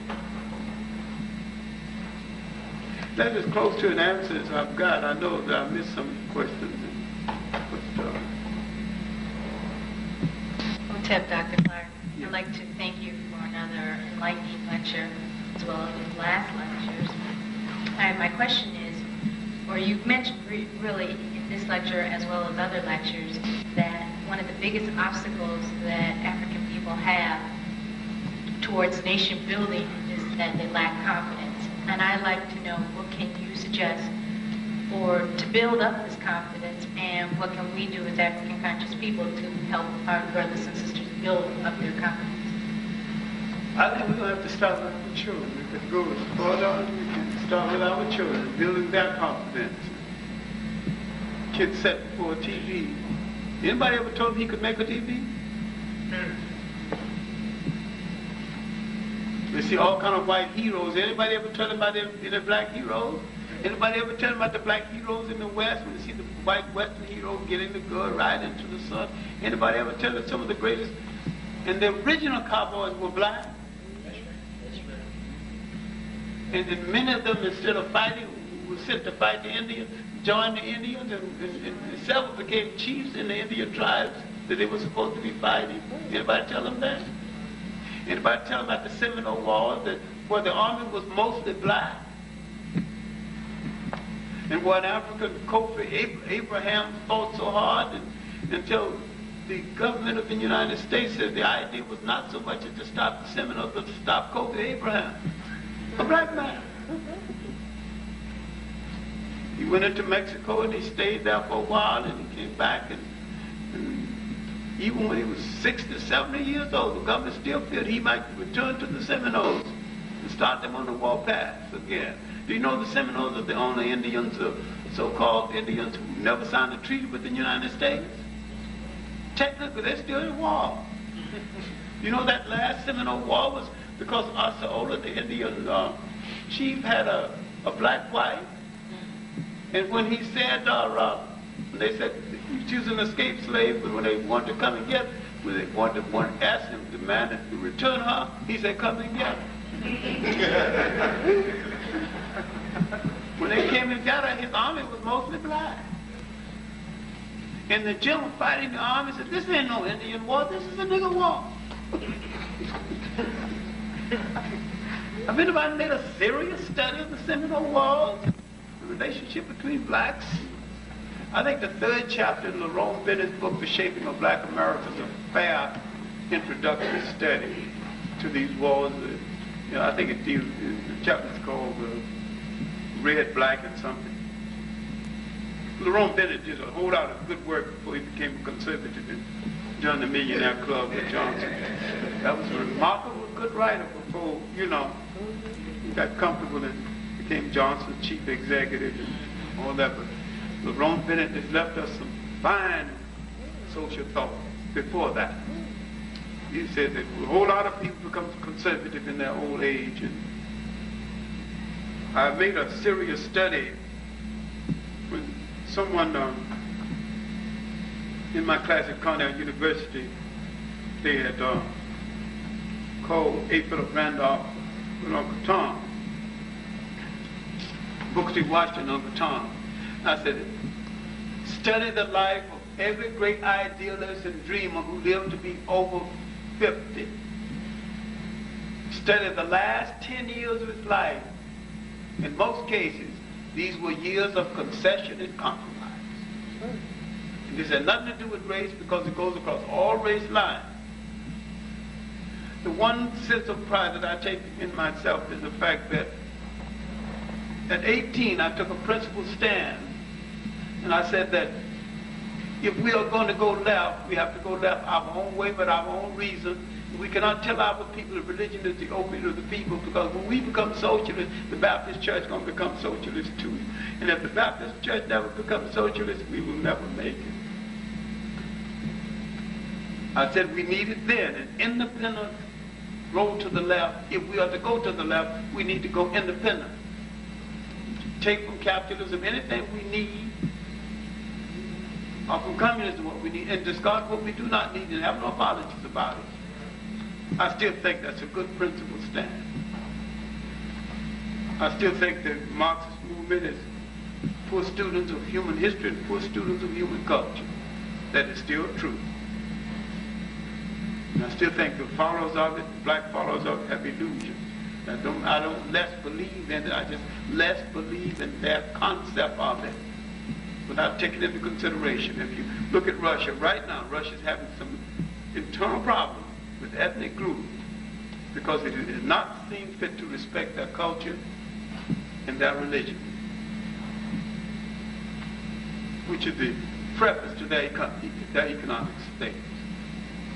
If you don't understand those two, then you can't understand the third one, which is economic.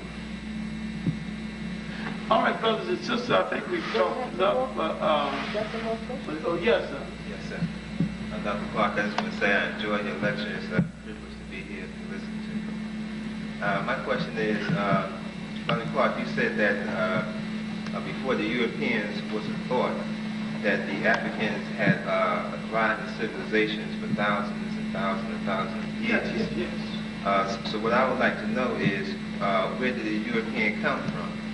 And the reason why I ask this question is because I read that once upon a time on the earth it was nothing but African people.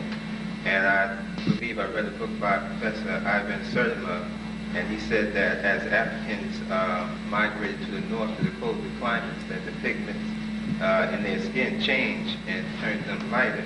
And the Honorable Elijah Muhammad said that on the island of Ilan, over a period of 600 years, as the light varied onto the lighter, this produced the Caucasian race. I'd like to know, what do you think about that?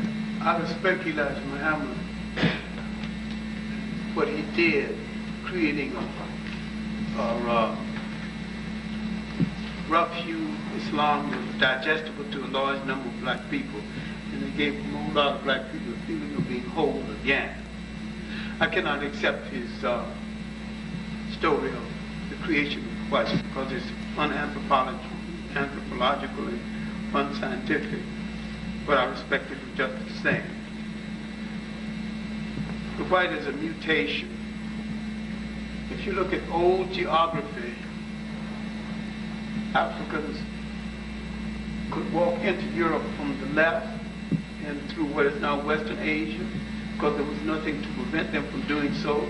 There was a land that walked out of Africa into Western Asia, right into the back door of Europe.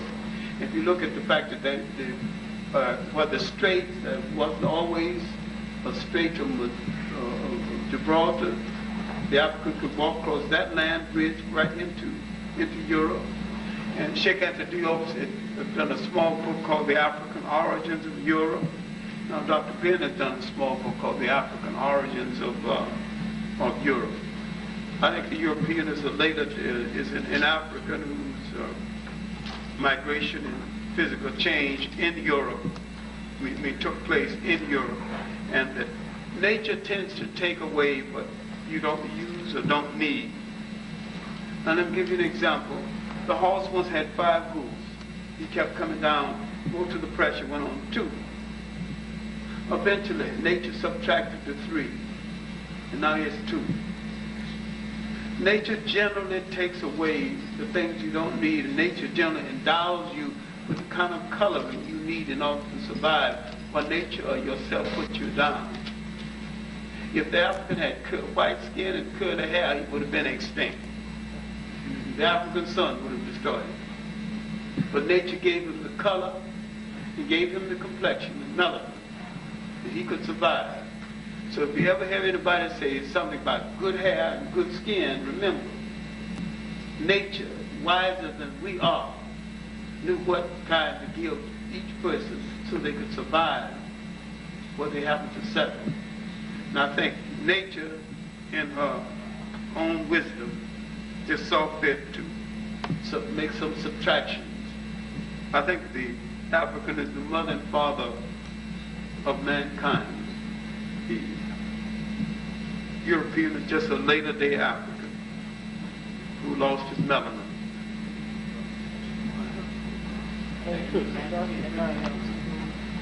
There are a lot of good books on this. One called The Mediterranean Race, and one. Again, there's a whole lot of books on it. I mean, this is nothing that people have to stand and argue with anybody about. Good evening, Dr. Clarke. How are you tonight?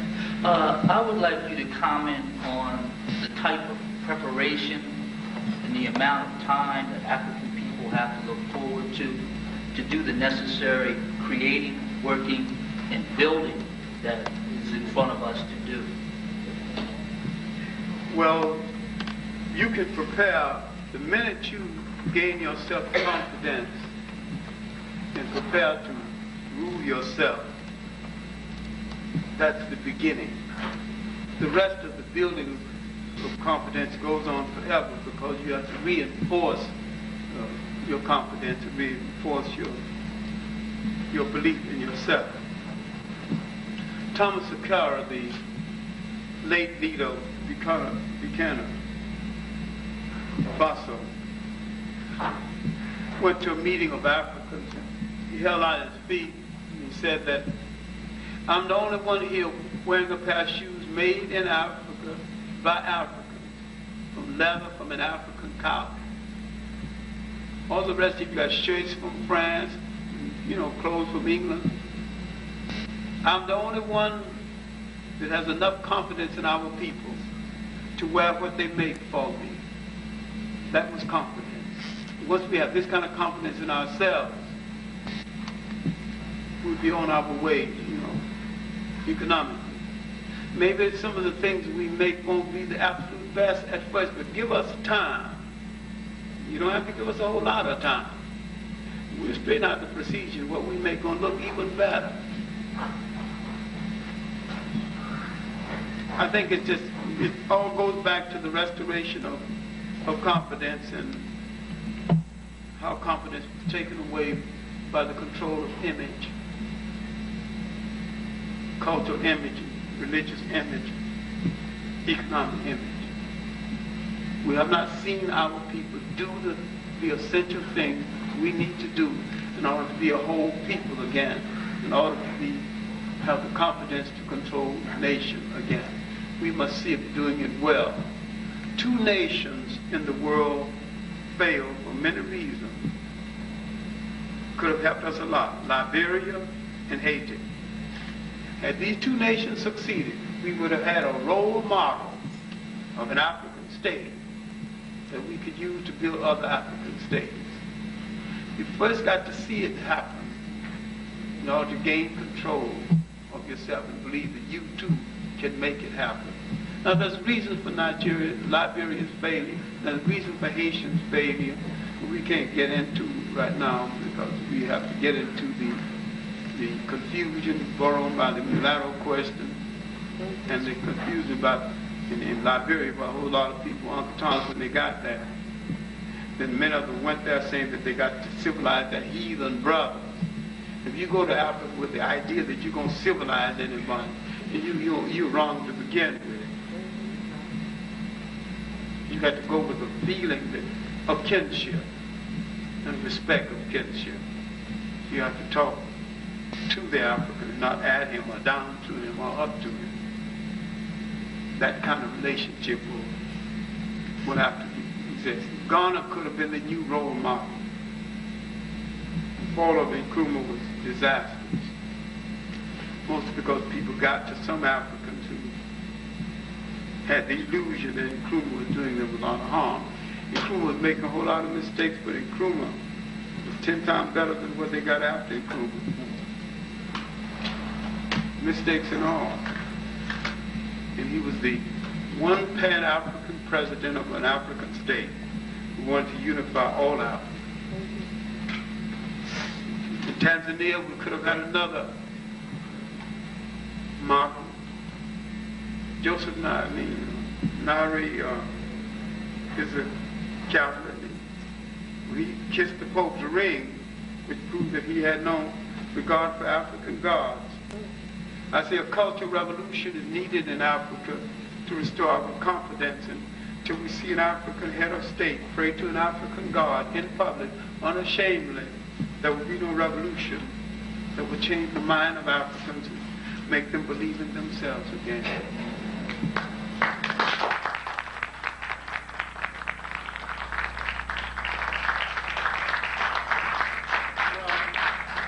If there's no other questions, I would like to say that it's been a good evening with you, and I'm glad that I arrived in time to hear Amos Wilson, who made things easier, for me, because there's a whole lot of things I didn't have to say, because he'd said them exceptionally well. In my own travel in African states, especially among Arab and Muslim states, there's a custom that they have when a great teacher comes to teach. They meet him at the gates of the city and request of him, lend us of your wisdom, and bless the wind that blew you here. And after he's delivered his message, on his way out of the city, they thank him for his delivery and said that it must have been a good wind that blew you here. And then the teacher's reply is, if I have done any good by being here, may the wind that blew me here blow me back again.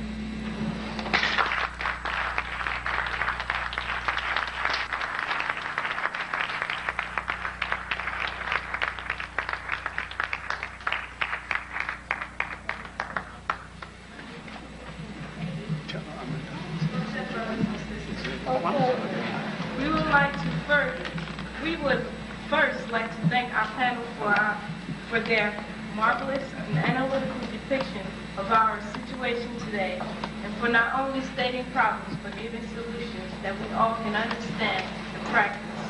We thank Dr. Smalls for reminding us that we were the beginning, and with proper culturalization of our minds, we can create a future that we all can be proud of.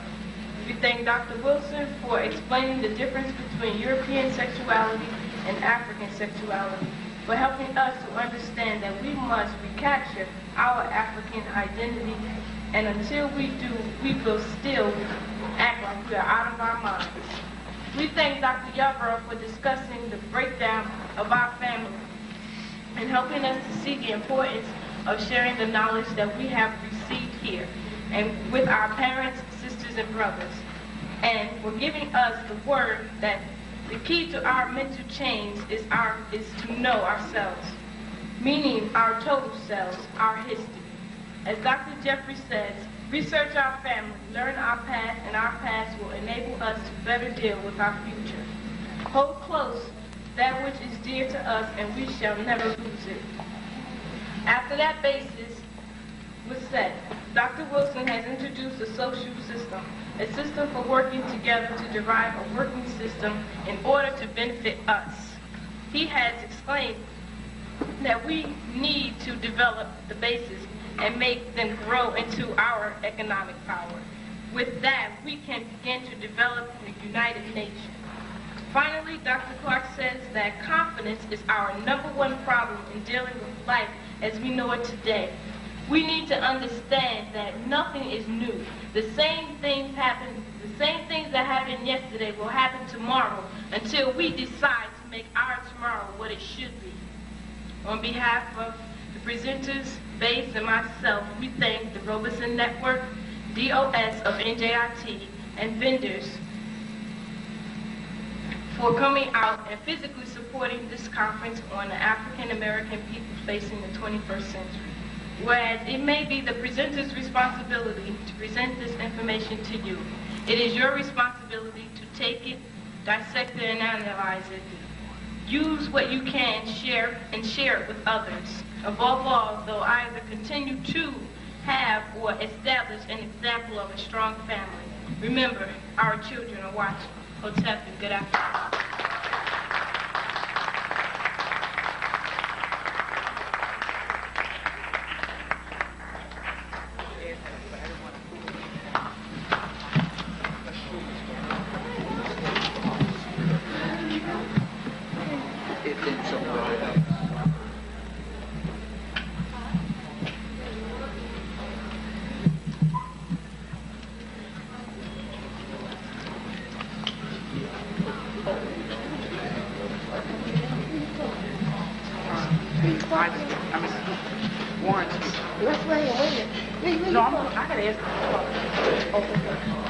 You are one.